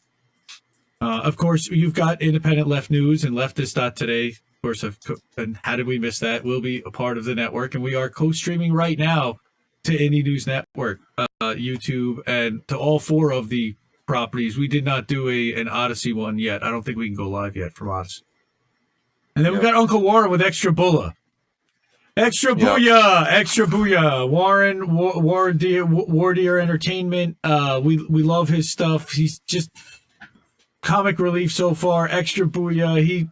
He's a place to hang out and cut loose. Reef was on the show this past week. He's also interviewed Misty, and he's had Fiorella on. He's gonna have Rick Overton on soon. I know he was with Franco this week, and everybody can just kind of relax and shoot shit and talk a little bit of stories and a little bit about their background and how they arrived at where they got to, and things that you don't necessarily hear about when you're watching their channel. So that's a lot of fun. Then you've got a couple of other writers. The Dissident, he writes the Substack called The Dissident, the 307.substack.com. By all means, check that out. He's also co-publishing to the INN Substack. And then just today, Kobe from the Pro Peace Report did an environmental panel at the U.S. At the Fred Hampton General Strike Summit. See, words. I just got tripped up. Words. And he also published and did an article and a video on his channel, his Substack, and to the Indie News Network stuff. So yeah. Wow, that was a mouthful. I said a lot. But yeah, we're really excited about all of this. This is a new thing, but this is going to grow. We are planning on filing as a nonprofit organization. We are not looking to make bank from this for anyone.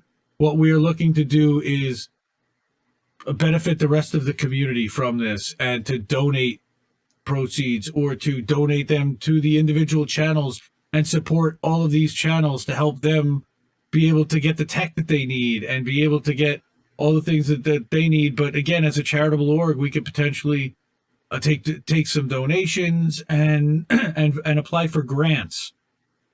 And that's something that Noli has talked about having experience with. So I'm excited for all of this. Me too. And I'm ready to take on all the added responsibility, whatever it is. And hopefully it's not going to be very much for very many of us. I mean, we've got the creative pretty much built. We've got the channel set up. Somebody needs to maintain that. We'll work on finding some channel managers, and all of us work collaboratively. Musicians and stuff like that would also be nice. Web devs, like we've got a list, but and we'll all work collaboratively together. We all have a network of resources who can work together to try to build this thing. And as we take in money, not for profit doesn't mean not for money. We will be able to pay people and not just do everything on a volunteer basis at some point. So not yet. This is all volunteer right now. We're all just pooling our resources for just dedicating and donating our time to it, because it's really we all see it as a value add, and that could be important for all of us, and to help us all grow, help us all get the right messaging out, and help us overcome the algorithm and the corporate machine that's trying to hold all this independent messaging down. And maybe by amplifying each other's messaging and having our audiences overlap and work together, we can overcome some of that. So again, did you see my microphone shirt for INN? Oh, this one. Snap! Look at that, man. That's sweet. This is an old one I've had forever, but wow, it works. So, but I just thought it was funny. I didn't even notice it till just now. I was like, "Oh, I'm wearing the INN microphone." Oh my goodness! Look at that. So, this is the website. It's indienews.network, INDIE news.network, or linktr.ee/indie news network. And this is the links to all of the channels that are set up. We did set up a Patreon that, again, still trying to figure out exactly what the donations are going to do. Right now, I don't even think that we're hooked up to a bank account or PayPal or anything. If anything, we can just hook it up to Indie Left, and I will get it over to whatever we set up. Well, you better get hip to Indie Left. Indie Left. IndieLeft.news.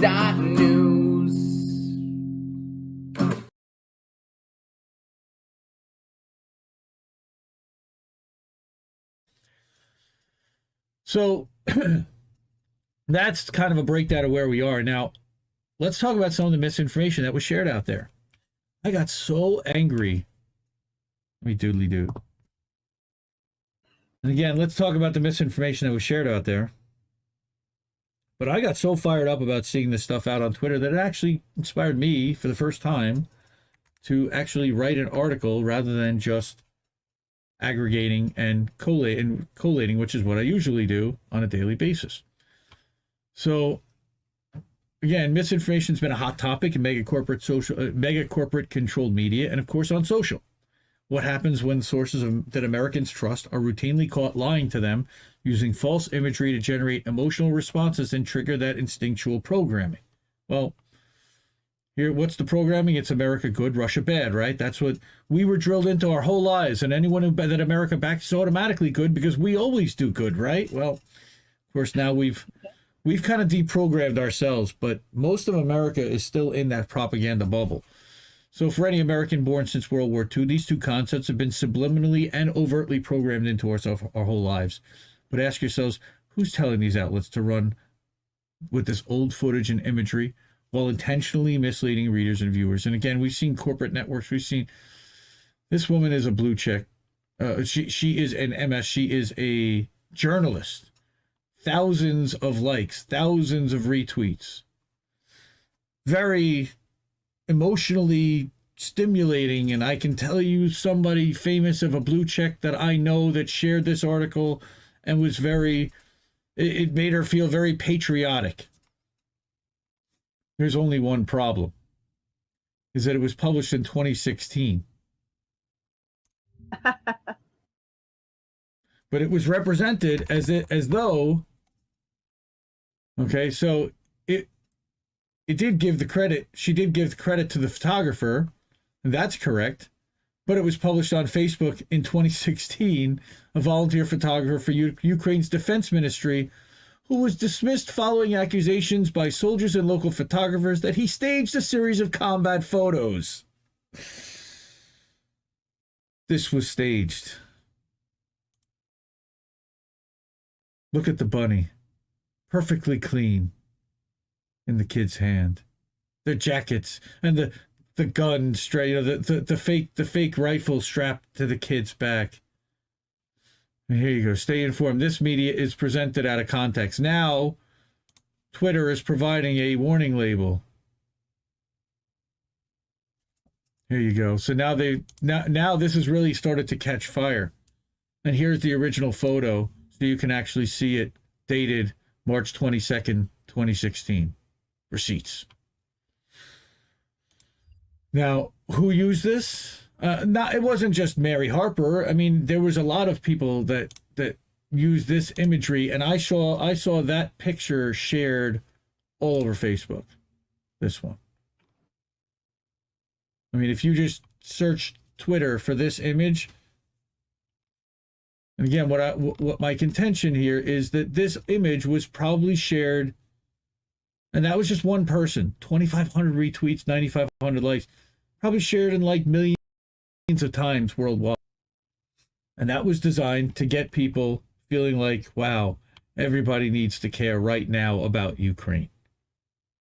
I really think that people need to start caring about what they're hearing in the media, because it doesn't matter if it's coming from the left or coming from the right. Nope. We are getting filled with a bunch of bullshit and lies. We're being manipulated into basically that's the bad guy. Which I get it. We all need a bad guy to point at. I get that. But both these countries are shit. I'm sorry. But the thing is America twice as bad as either one of those countries. And we need to butt the fuck out. Hell yeah. Again, we are not the world's policeman. Reef has been screaming all week. We are not the world's policeman. We've got to stop this. Reef is fucking right, man. Reef is 100% right. Who the fuck are we to go into someone else's country and decide that their freedom and their rights are in jeopardy, so we're going to protect them? But they don't want us there. Fuck. No, we just want to come in and we want to destroy everything and then take what is left. Resources. And leave you fucked in by yourself. The whole idea is to grab the resources, right? So here's another one. And we're going to go back. This is example C because there was even more of a story that happened with example B. And it turns out I ended up using example B for the cover story. And it turns out I was fed misinformation as well. So it's happening literally on both sides in real time. And we're trying to fact check ourselves. And I'll admit when I got it wrong. Right. Well, yes. But so this one was shared again more than 13,500 times and almost 50,000 likes from this one blue check on Twitter. Heartbreaking, right? There's a 43-second video. He's crying. He's saying goodbye to his daughter. It is heartbreaking.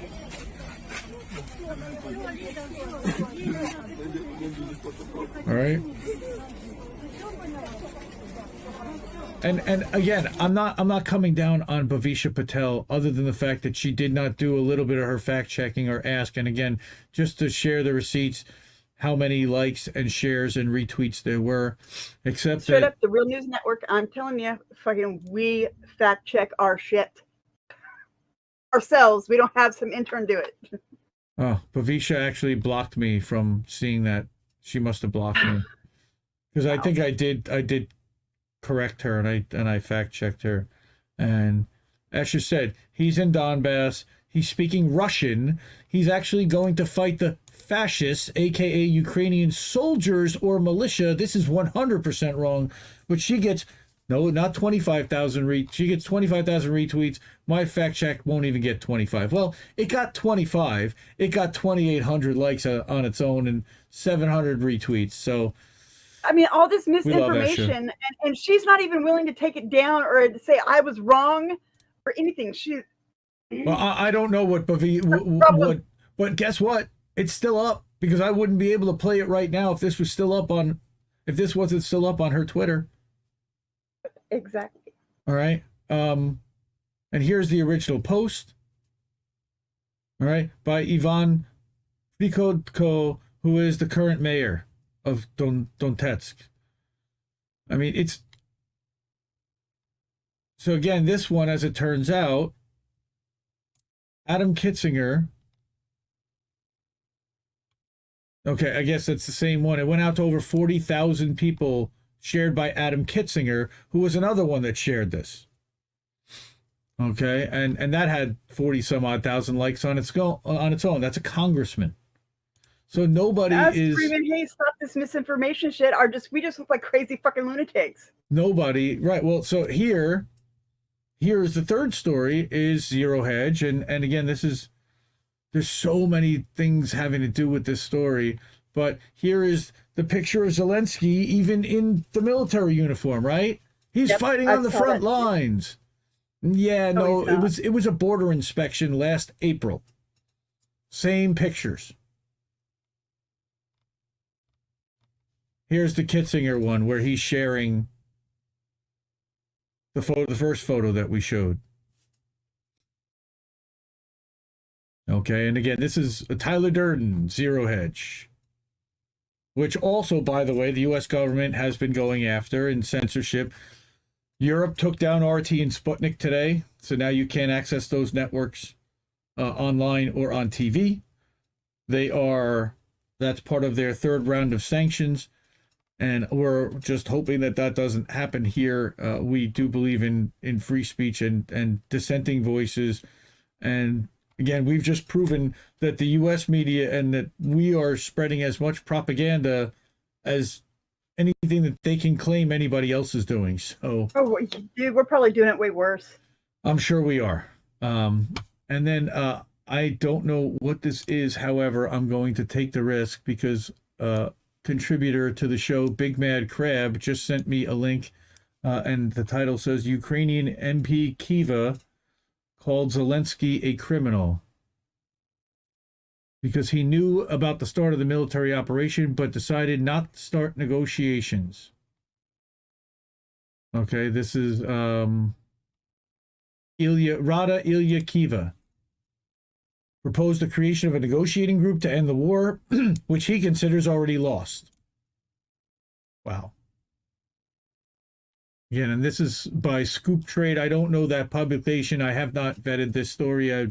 This was just shared with us by Big Mad Crab, and I figured I'd share it because he said it was part of the story. So thanks for including this, Greg Crab. And we're going to continue to monitor this. I'm probably going to write a follow-up article because there were even more examples than the ones that I showed of misinformation happening this week with regard to Ukraine.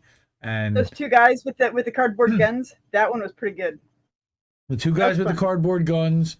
So this is the third. This is the third one, and this one really messed me up. So I used this image as the cover image when I shared it, and I got tweets saying, "I think this is actually real." And actually, shout out to Matt Orf for when I sent him a link to this. He said, "I think that was actually real." So really, I don't know because when I looked at Beth Sharon's page, she seemed to think that this was from a bombing in 2018 where a woman ends up looking the same way. Okay, now this is the one from 2022, and further down in the post, she's talking about here, this was some explosion in 2018, but apparently this image is not real. And that's what I've learned, and this also is manipulated. This was what happened this week. These were pictures that are claimed from 2018, but actually the gas attack in 2018 was using the footage of a different building. So but this one, if they're gonna stage a photo, this is Time Magazine. They might want to tell the soldier, take the cap off your optics. That's a little embarrassing. So that's one that I might include in another article. And I've had several people send me a bunch of different articles, a bunch of different further misinformation that was perpetrated. By the way, Twitter, screw you guys for making me constantly have to hit more replies and more replies. There's thousands of replies. Now, this is the thing that I wanted to see. Okay, how did this woman end up on the cover of every newspaper in the UK? The next morning. And the reason the answer is because Getty Images bought the rights to that image, but she's the only person they got a picture of. I mean, now this actually is misinformation. And Orf actually did tell me this is another one, and this was shared by our friend Nico, and Nico got caught that this was a fake. This wasn't real. That it turns out that CNN had actually reported the same death twice. That did not happen. That's a hoax. This asshole. This asshole. Love it. That is such a true statement, though. Okay, because the media only shows you a small portion of what the true picture is, and it's what they want you to see and what they're trying to convey. And you see that, guys? That was CNN. CNN who reported that bullshit. It wasn't really CNN. No, it was a fake account that made that was tailored, doctored to look like CNN and make you think that CNN was reporting that, but it wasn't. Yeah, here's more reports using that same screen cap, but these are the actual photos from the photographer from that day, and that she's the only one that's injured at all, and the only one who's bloodied. It's a little questionable why they couldn't get pictures of anybody else. Now this is literally a staged event that they're obviously not taking that picture from here, but that's another previous case where they had found something like that. So I'm going to close out my Twitter so nobody can see that. And let's go back to just Noli and me. And now, finally, we are going to... That's our Ukraine portion. Oh, my God, craziness. The world is burning, but be vigilant of the misinformation coming at you on all sides. Every image that you see, before you hit retweet, make sure that it's legit before you hit retweet, because a lot of that stuff is being designed to get you to be angry, to get you to have an emotion, to get you to share, and to get everybody else angry and spreading misinformation. And that's what happens. Misinformation spreads 10 times as quickly as correct. Actually, bad news as misinformation can spread 7 times quicker than good news that's misinformation. So we definitely don't want to see that spread out there. Then there was the girl that somebody, this FR News now, I don't even know if they're a legitimate thing. They took a picture. There was a Palestinian girl yelling at an IDF soldier and said that it was a Ukrainian yelling at them. So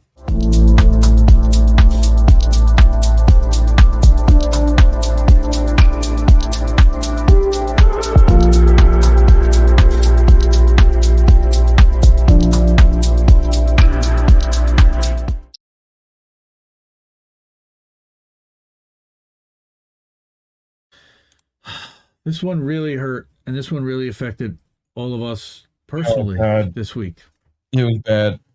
To the point where I even got so fired up that I needed to write about it, and I published it. I co-published How did we? Go ahead. How did we miss that? It's because you weren't meant to see it. That's why. Yeah, we're gonna miss that forever now, and how hopefully not forever ever. Well, but Lee basically even said tonight that it's not going to come back in its form because the production company that ran it is no longer going to support it or whatever. And unless we can find someone with a whole pile of money to rebuild that real quickly, I don't know how it's going to happen. But I'm going to do a little read on this one because I figure then we can clip that up and we can do a segment, or I can release that as an audio, and you can a reading from the author himself, which is pretty interesting. So we can talk about who's that guy. Sorry? Who's that guy that jumped out the plane with the money that we never found? That's contact that guy. Oh gosh, what's his name? Now it's gonna piss me off. Chat, God. if you can get to it. Oh my God! What was that man's name? I cannot remember. Okay, so I'm gonna go through this real quick. Gosh, DB Sweeney. Yes, sure, or Cooper. DB Cooper. DB Cooper. DB Sweeney is an actor. A little different. Okay. Yeah. Right. Isn't that DB Cooper? Go ahead. R.I.P. to Redacted Tonight and RT America, and we are all poorer for it. When voices that challenge corporate corruption, expose hypocrisy, inconvenient to the powerful are silenced, only benefits the powerful who have one less outlet to worry about now. I've been watching Redacted Tonight for years, since I got a smart TV and noticed it on my Pluto app, since before I started aggregating and publishing news. I also used to subscribe to DirecTV, and I remember watching Redacted Tonight on RT America, I think it was channel 321, and thinking it was way funnier than any comedic news show on commercial TV, like The Daily Show. Yep. This week, Redacted Tonight was just one casualty of the information war happening concurrent to the Ukraine crisis that's been happening since 2014.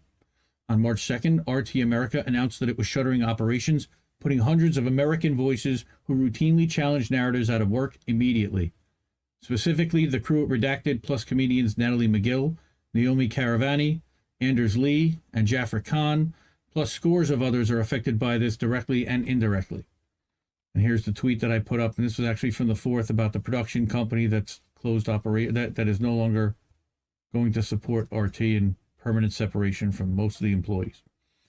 Shows like On Contact with Chris Hedges, The News with Rick Sanchez, The World According to Jesse Ventura, and many others were the only semblance even close to a 24-hour TV network where Americans who have legitimate issues with things happening in our country had a platform to express those gripes. For some reason, Spotify also preemptively, voluntarily decided to remove the podcast Moment of Clarity by Lee Camp and the RT podcast, The Politics of Survival with Tara Reid. Again, Yeah, Morty. I include Right, it's Rick Sanchez. tweets about Dr. Rick Sanchez is in there. Tweets from Lee Camp and Tara about their appreciation and talking about losing their shows and losing their podcasts. And it was terrible. She's been pulling her hair out too. It's rough. And Tara's, of course, in the I can't INN blame family, so we've been doing all we can to rally around her and support her, and we love her. And we got her YouTube channel with some stuff up. She's gonna be putting up. RT did give her essentially all her old like videos and stuff like that, and podcasts and stuff. So we should be able to get those up on her YouTube. So if people want to go subscribe to that, I definitely suggest that. We'll put it in the description after the show goes live. Yep. But you won't find them or voices like theirs on mega corporate owned TV, the 20 companies that control almost all content people see and hear, because they say things that make corporate network execs and the companies they advertise for, defense contractors, pharmaceutical companies, fossil fuel, and big box retail, uncomfortable by exposing their corrupt practices, which they try to whitewash with flowery ads. And I've been talking about this for a while, even before this thing got cut. But they've been blackballed by Dems, won't sell out to Republicans. You've got anti-corporate, anti-capitalist voices all over, and they can't get a sniff on TV anymore. That was our only shot. So our independent, my mission in independent left media is and has been to amplify voices that call out corruption and corporate hypocrisy, and Redacted was a crown jewel in that mix early on. As we ramped up and found more voices to include, no doubt partially inspired by the team at Redacted. And for almost a year, one of the YouTube channels that we put on auto tweet was Redacted Tonight. We tweeted every published segment and episode by the channel as soon as it was available on YouTube. For receipts, you can search Twitter for the phrase @INDLeftNews and Redacted. Even before this even launched as a website, we had shared a Moment of Clarity video. And that's when I was actually set up as @Prog News Weekly. That's how far back this account goes. And that was before I even started to launch a website. This was actually the first auto tweet from Independent Left News, and it was back in October of 2020. After we changed our name back in September of 20, Lee and Eleanor's Sunday night live stream raising money for the Assange defense was one of the first super chat donations we made as Independent Left News. It was $20 super chat. And then I tweeted about it and thanked them for it.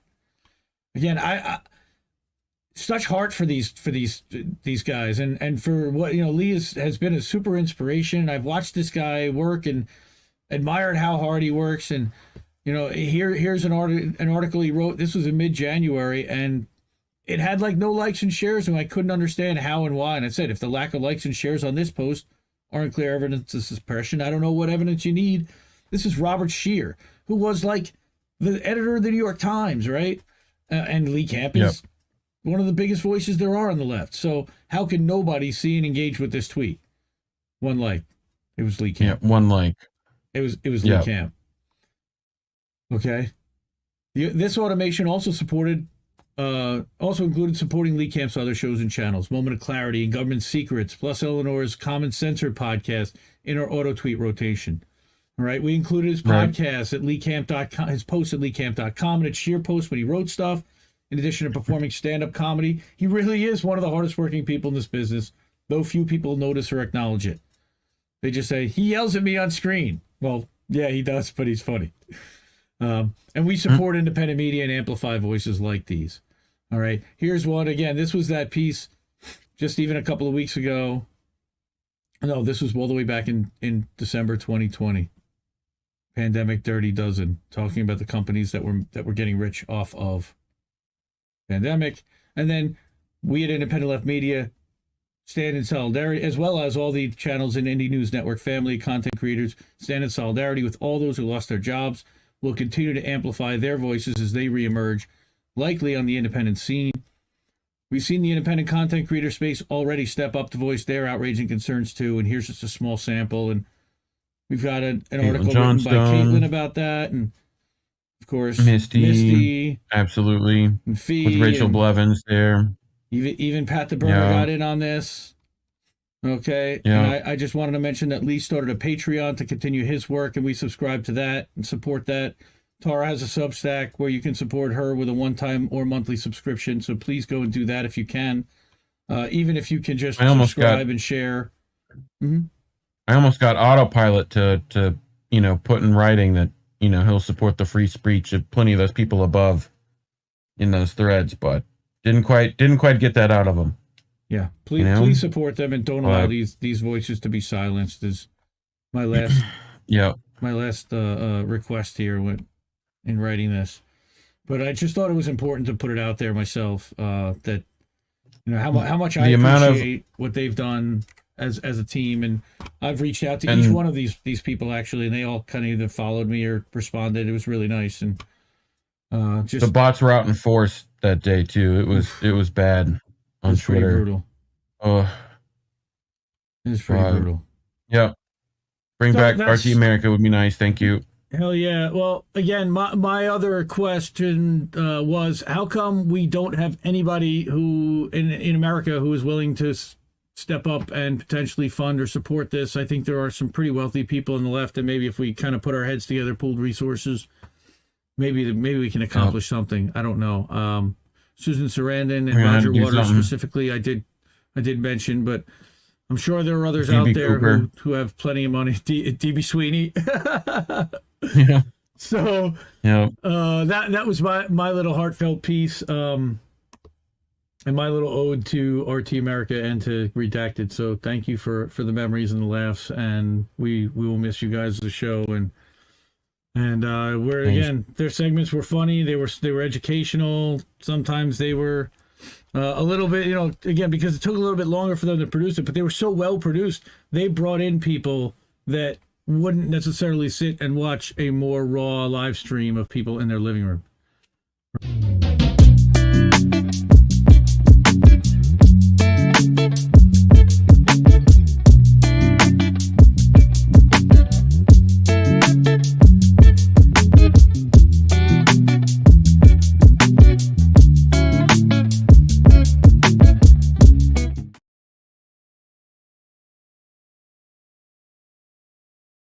Next story, and this one was a doozy. And, I saw this story come out, and it's a real tragedy in a lot of ways.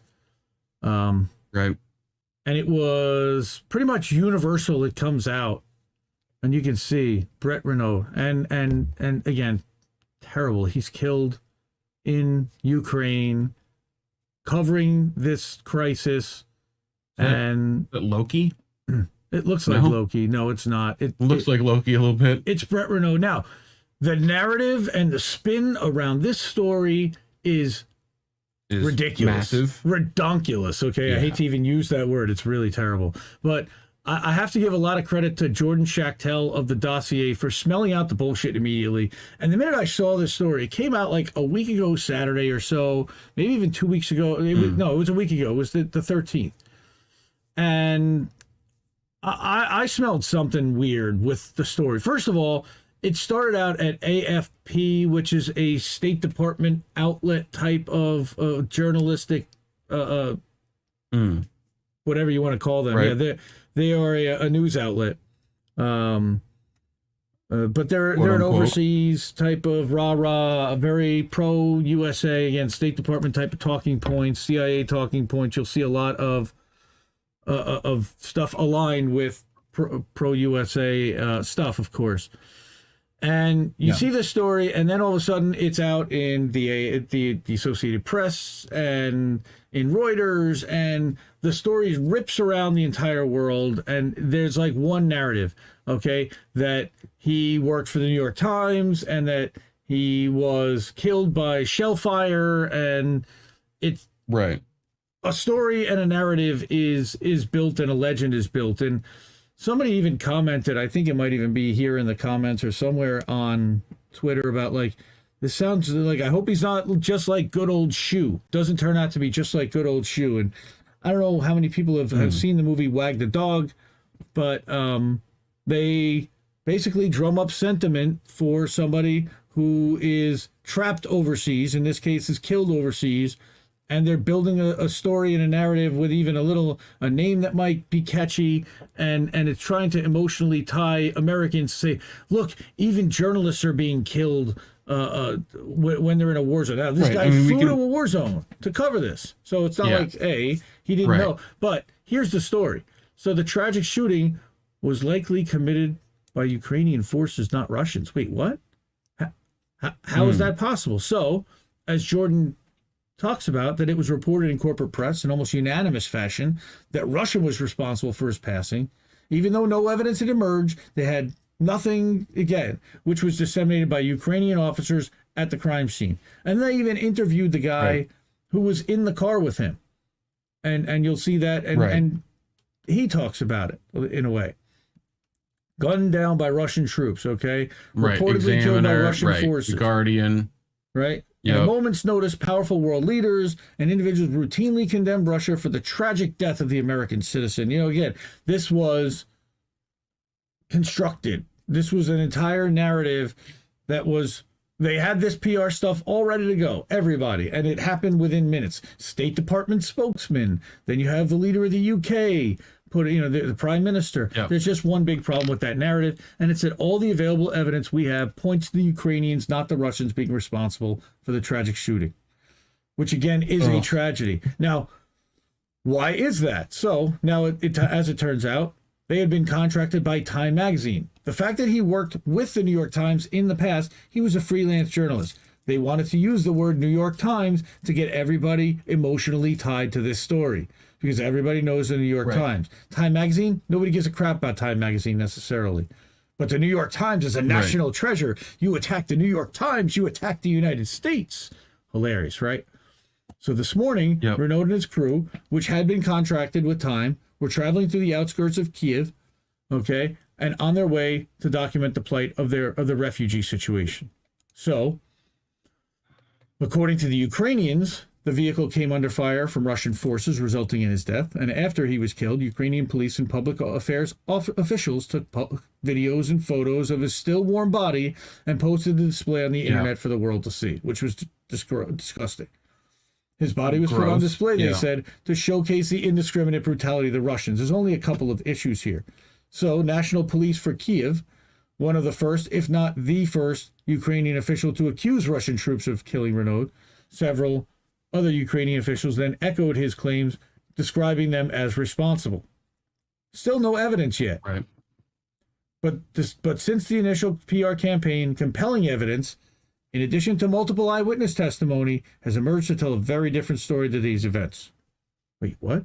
Again, where have you heard this? I didn't hear this anywhere else really. Nowhere. Here. This guy nailed it. Yeah. All right. So, shortly after the incident occurred, a video was posted to social media with Renaud's body on display in the background. In the video, and I'm not going to play it, a Ukrainian soldier says the shooting occurred in the settlement of Romanovka. Okay, so what again, I don't want to show it. It's almost 50 seconds long. It's horrifying. But the location is very significant because it established that the shooting took place well within a swath of territory that remains within the lines controlled by Ukrainian forces. Now, it's possible troop movement shifted in the early hours, but there's no documented evidence of Russian troops being anywhere near that crime scene before, during, or after the incident. Right. The Russians have in recent days repeatedly shelled the entire area, but Renaud was killed by nearby gunfire, not shelling. All right. So, and here's a map of where the shell, where everybody is and where this thing took place. Okay, where they'd advanced. And you can clearly see that this is not controlled by Russian forces. Here, distance between the area of the shooting is 2 kilometers, and the Americans were even behind a slope, so it's rather impossible for Russians to be shooting them that way with small arms gunfire. Yeah, mortars, yes, but that shit, no. Right? Yeah. So another piece of information came out earlier this evening when the New York Times confirmed that the incident occurred at a Ukrainian checkpoint. Even more suspicious. All right? Traveled around the world, he was shot to death while filming in Ukraine. So here's what the Times reports, that he was shot in the head when Russian forces fired at his car, which which was being driven by a local civilian, across a Ukrainian checkpoint near the border of Irpin.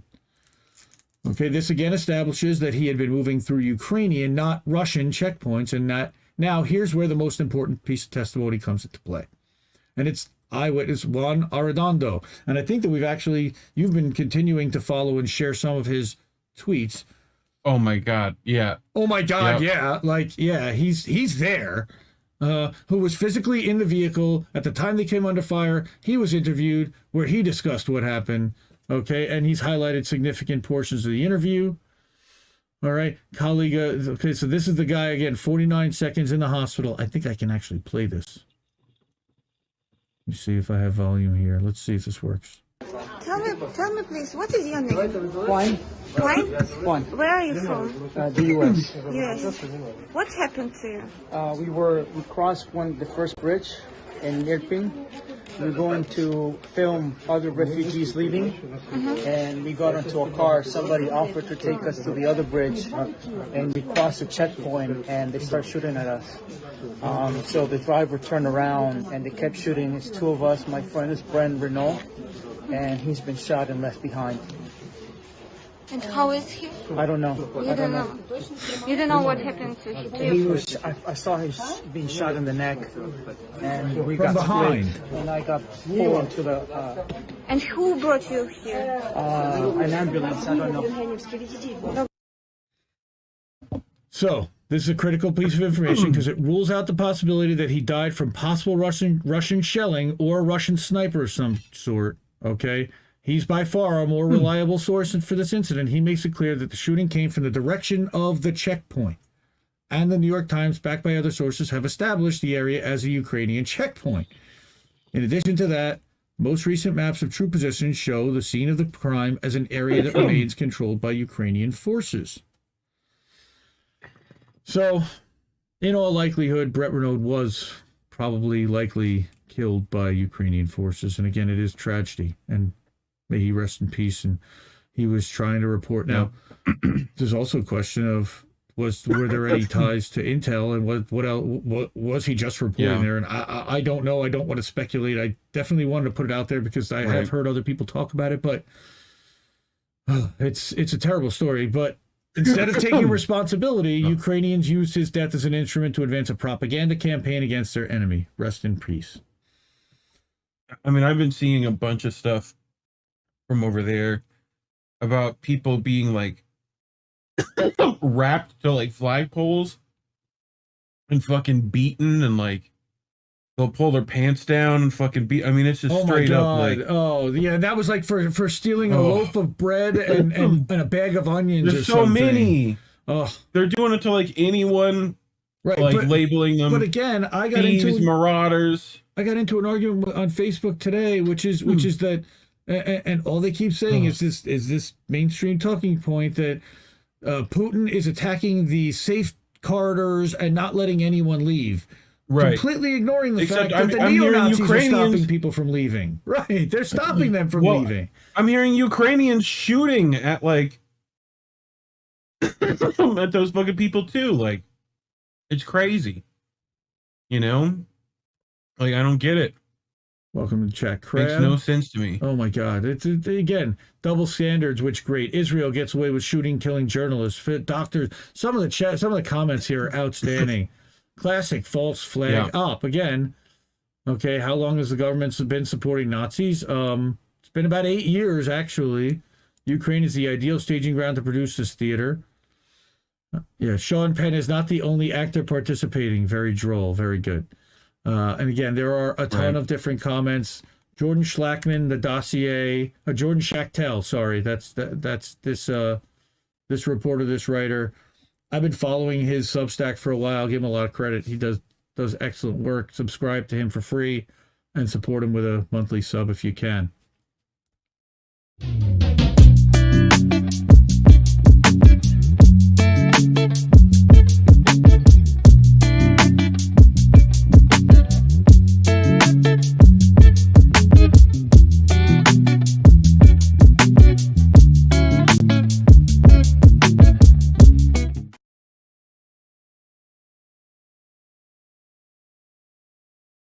So now we're going to go to, so what happened, I was inspired because somebody on Facebook sent a message to me and said, you know, are all progressives in the U.S. pro-Russia and pro-Putin?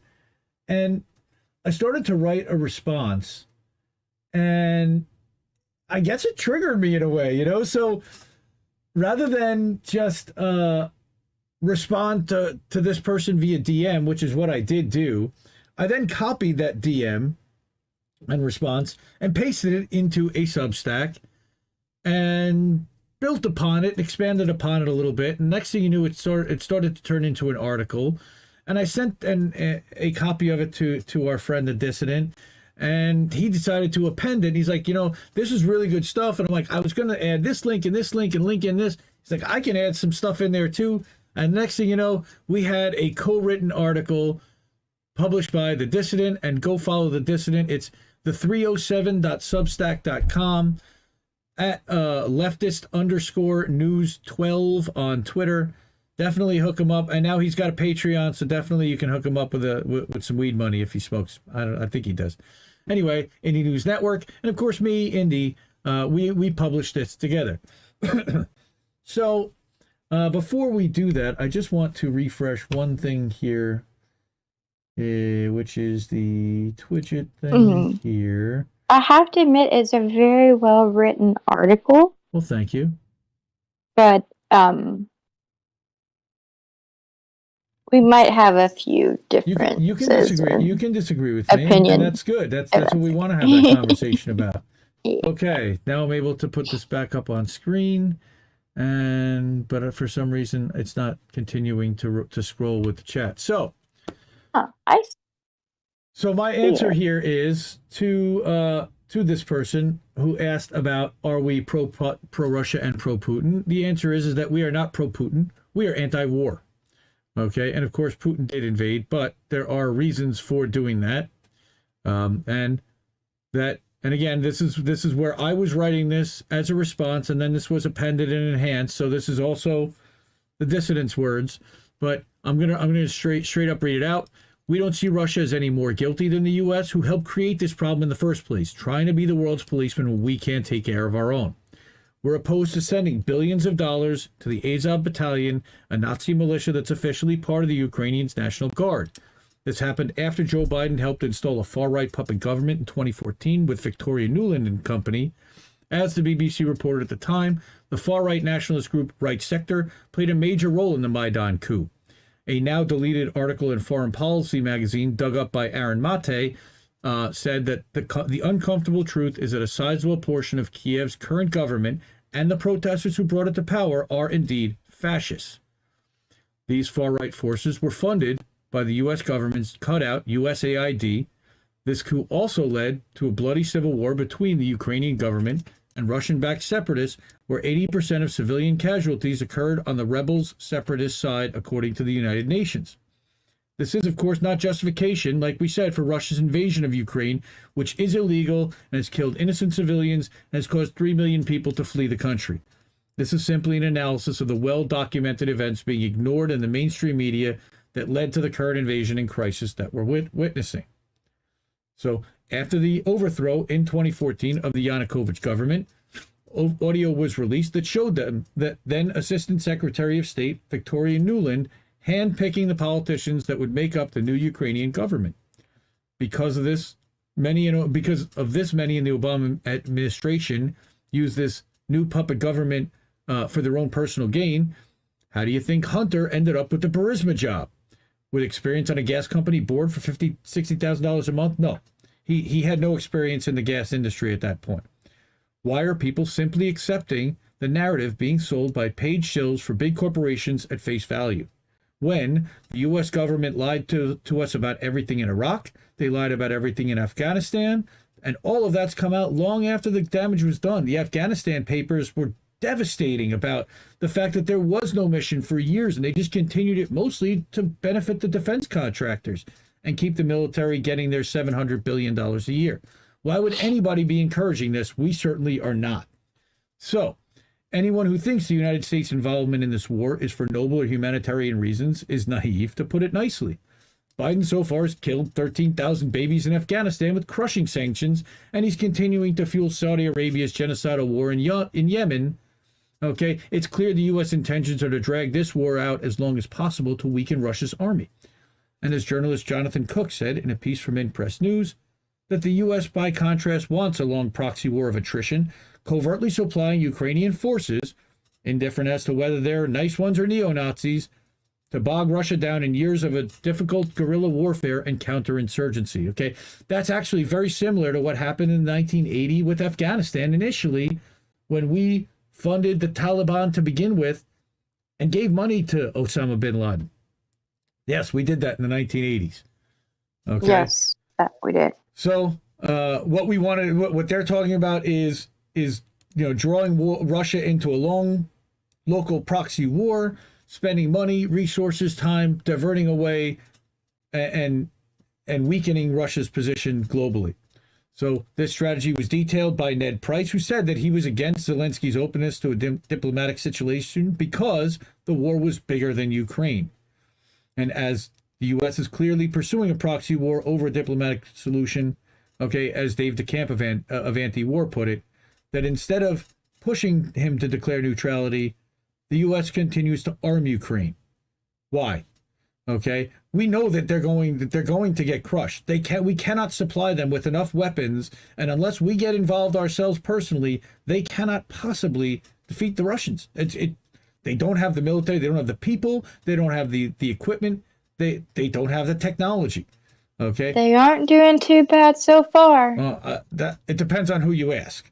So, when asked if the U.S. is counseling Zelensky on negotiations, White House Press Secretary Jen Psaki said Monday that they're in touch with Ukrainian officials every day, except that she also said that we're going to effectively send more weapons into the war zone. Not that we're brokering a peace process. We're not even having discussions of peace at all. And Blinken confirmed that on Tuesday. So We know Putin doesn't want peace, though. We know he wants all of the land, that was the Soviet Union. He wants all of that. Well, I don't know if that's necessarily what he wants, but he definitely declared that region, the Donbass region, as an independent nation a week before he did this invasion, and basically warned Ukrainians and said, look, if you can stop this shelling and you can stop this from happening, but if you don't stop, attacking this region, we're going to go in and we're going to stop you from stopping them. And that's a lot of the argument that's happening here, on top of the fact that NATO has continued to expand eastward, etc.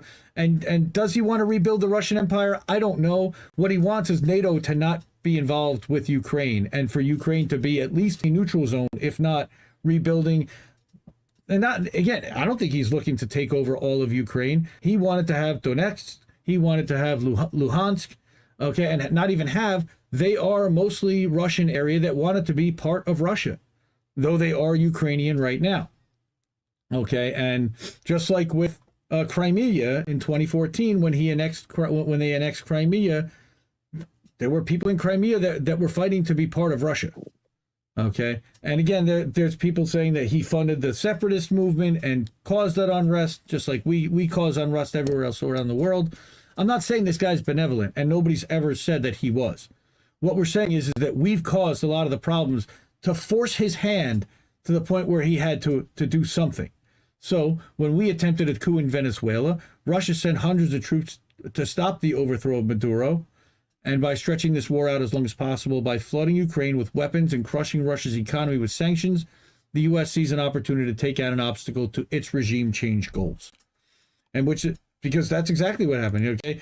It's the same thing with Syria. We're trying to do one thing, Russia's trying to do the exact opposite and make sure that we're not undermining a democratically elected government that isn't friendly to the United States, which we have done repeatedly all over the world. Okay, and here's something that I wrote, because some of this stuff was written by the dissident. This was word for word in the DMs. The sad truth is that it breaks down to a lot more nuance than just one side bad. all sides have gone wrong. It's about what we do now that we live in now, so that we live in peace, so that everybody moves forward equitably, so that the United States is not threatening Russia with all of our bases everywhere outside their country. What Russia does not have is bases surrounding the United States, but we have bases surrounding their country. What was that? Was that Reef or was that you? Okay, no, that was you. That's not even to make mention, like I said, of the Nord Stream 2 gas pipeline between Russia and Germany that was about to go operational, that we were desperate to stop as a country, nobody else. And we actually are benefiting now because the cutoff of Russian gas and that was going to be sold into Europe, we're now starting to pick up the slack and sell that to Europe at a much higher price, by the way. But now our oil, our gas companies, our LNG companies are actually selling more. So it's costing Europe more money to not buy from Russia. Okay. Or, for example, the expansion of NATO to add 14 countries east of Germany in the past 3 decades, when we committed back to Gorbachev that we would not expand 1 inch east of Germany. But we've continued to do it, and we continue to push the bear and poke the bear and poke the bear. And what do you think? What do you know? The bear roared. All right. So we did multiple stories. He really videos. did. Yeah, we really did. Okay, multiple stories and videos initially coming from Ukraine that were debunked as old footage, and that was another article that I wrote and that we covered here, where they were showing photos of kids saluting tanks, and they were trying to engender all kinds of sentiment. And it turns out those were from 2019, 2016. Zelensky in a bunker with all the gear on was from when he did a checkpoint stop in 2021. Had nothing to do with this war, but they were selling as if he was sitting on the front lines hanging out with soldiers. Not true. And they were selling a narrative, and they're still selling a narrative. And it's the same narrative that they sold as Andrew Cuomo 2 years ago. The sexy guy. See, I didn't know that. That I did not know. Mhm. I honestly did not know that Mm-hmm. about Zelensky. I didn't know that. Oh, there's a ton about Zelensky and the fact that he actually he's an actor in the country who played the role of the president in a TV show in Ukraine. That kind of, and then 4 years later ran for president and won. That's Zelensky's story. That's how he ended up as their president to begin with. At least he hadn't dipped out like Afghanistan's president did in the middle of the night. There were actually questions of whether he did skip out and go to Poland, but he's still there apparently, and he's still meeting with Putin, and he's still trying to negotiate something, although he's not really empowered to negotiate anything. I don't know what he's doing. Yeah. I said there's questionable narrative story being put around Brett Renaud's death at a Ukrainian checkpoint, and we covered that last week in How Do We Miss That? All right, in the dossier. Yeah. And again, he's talking about how he was tragically killed. All right, and immediately the story and the narrative coming from all corporate media was he was killed by the Russians. He was killed by some kind of missile fire, and they definitely did it right down to denouncement from Boris Johnson within 1 hour of it being announced. And the whole thing to me sounded like a cover story was being put up. And sure enough, they talked to the guy who's in the car with him, and it came from gunfire. It didn't even come from a missile. And turns out there were no Russians in the area. It was an area that was controlled by Ukrainians, and it happened near a Ukrainian checkpoint controlled by Ukrainians. Who killed this guy? It wasn't the Russians. And that's what this article is saying. And again, where are you going to hear that on mainstream media? Nowhere, because they want you to believe Russians bad. And that's what this whole thing is saying. We are not pro-Putin. We are not pro any of the... Putin's an oligarch. He's a billionaire also. And he's a spy. He's a freaking gangster. He's a spy and a gangster, correct. Like, he's not a good dude. I never thought and purported that he was a good dude. No world leaders are. And again, the other thing that bothers the hell out of me is for 30 years, this guy's been around. But all of a sudden, in the last 2 years, in the last year, in the last couple of months, now he's Hitler. He hasn't. It's the narrative around this. It's universal, and if you don't believe it, then you're off the island and you're canceled with most of society, and it's really scary. Noli's here. Hi, Noli. Welcome. Okay, so like I said, so recently there's been a dangerous escalation that suggests that NATO may become militarily involved if Russia uses chemical weapons, but they set that up as a false flag. They said, well, if there's chemical weapons, then it's got to be Russia. All right? Sounds just like Syria. Biden recently... Yeah, I was just going to say, sounds familiar. right? Biden recently said that they would respond if Russia uses chemical weapons in Ukraine. This is reminiscent of Obama's famous red line comments when he said that they would militarily intervene in Syria if chemical weapons were used. And then we saw 2018. Okay, again, Charles Glass of Harper's Magazine said it was an invitation for a false flag. And sure enough, 3 days ago, they're talking about chemical weapons, white phosphorus. We're starting to see it here now, and it's, yeah, right. Okay, and that's exactly what happened. Again, like I said, most notably in Duma, where Trump bombed Syria after an allegation of a chemical attack. And later, the whistleblowers within the chemical weapons watchdog, the OPCW, released a censor report to WikiLeaks that suggested that the attack was a false flag. Okay. Leaked documents even included an engineering report that suggested the alleged chlorine cylinders were manually placed, pointing to staging. This is in the assessment by Ian Henderson. So Biden is invoking an invitation. How are we supposed to know what's real and what's not? That's what they want. At this point. They don't want you to know. And whatever they tell you is real. That's what they want you to think. And don't question it. But it's a real question for everyone watching. If y'all have an answer, please, help me out, because... Right? So, yeah, Tyrant Slayer Studios is saying that the intelligence agencies lied to Trump before that bombing. Okay, Noli, welcome to the chat. Also, Valerie's in here. Frankie Lee. Who else have we got in here? We've got E. Heller, Bacon. The Mad Crab is still hanging out. So we got about 15 people watching. Plus, we got 4 on the Rockfin. Hello, welcome to Rockfin. Thank you, and welcome to How Did We Miss That? This is a news show where we cover some articles. And actually, I wrote this one, co-wrote this with our Indie News Network teammate, The Dissident. Everybody go and check out indienewsnetwork.substack.com. You can sign up. And all the Indie News Network members have access to be able to publish, to write, and to upload their videos and their podcasts to this platform. And they usually have their own Substack, as do we, as does The Dissident, as does Tara Reid, our sister in INN. Support Tara Reid and go to her Patreon for sure. Patreon.com/Tara Reid. Throw a couple of bucks if you can. She could really use it, and she could use the love and support. And we love and support her a ton. She's going to be doing live streams on Rockfin, by the way, and all other platforms starting on Tuesday. She's going to be doing a regular weekly Tuesday show we're going to be helping her out with. And that will be co-streamed to Indie News Network, which we're really excited for. My honest belief is that I don't care who maybe created the situation or whatever. The situation right now is that Ukraine is trying to defend itself against an invasion. And more power to them. I mean, that's just my view on it. As far as, like, right now, people are dying. Yeah, we put them right in the middle of this thing, and they're essentially standing in front of bullets for us because we don't want to, and we don't want to get into a full-out war with Russia.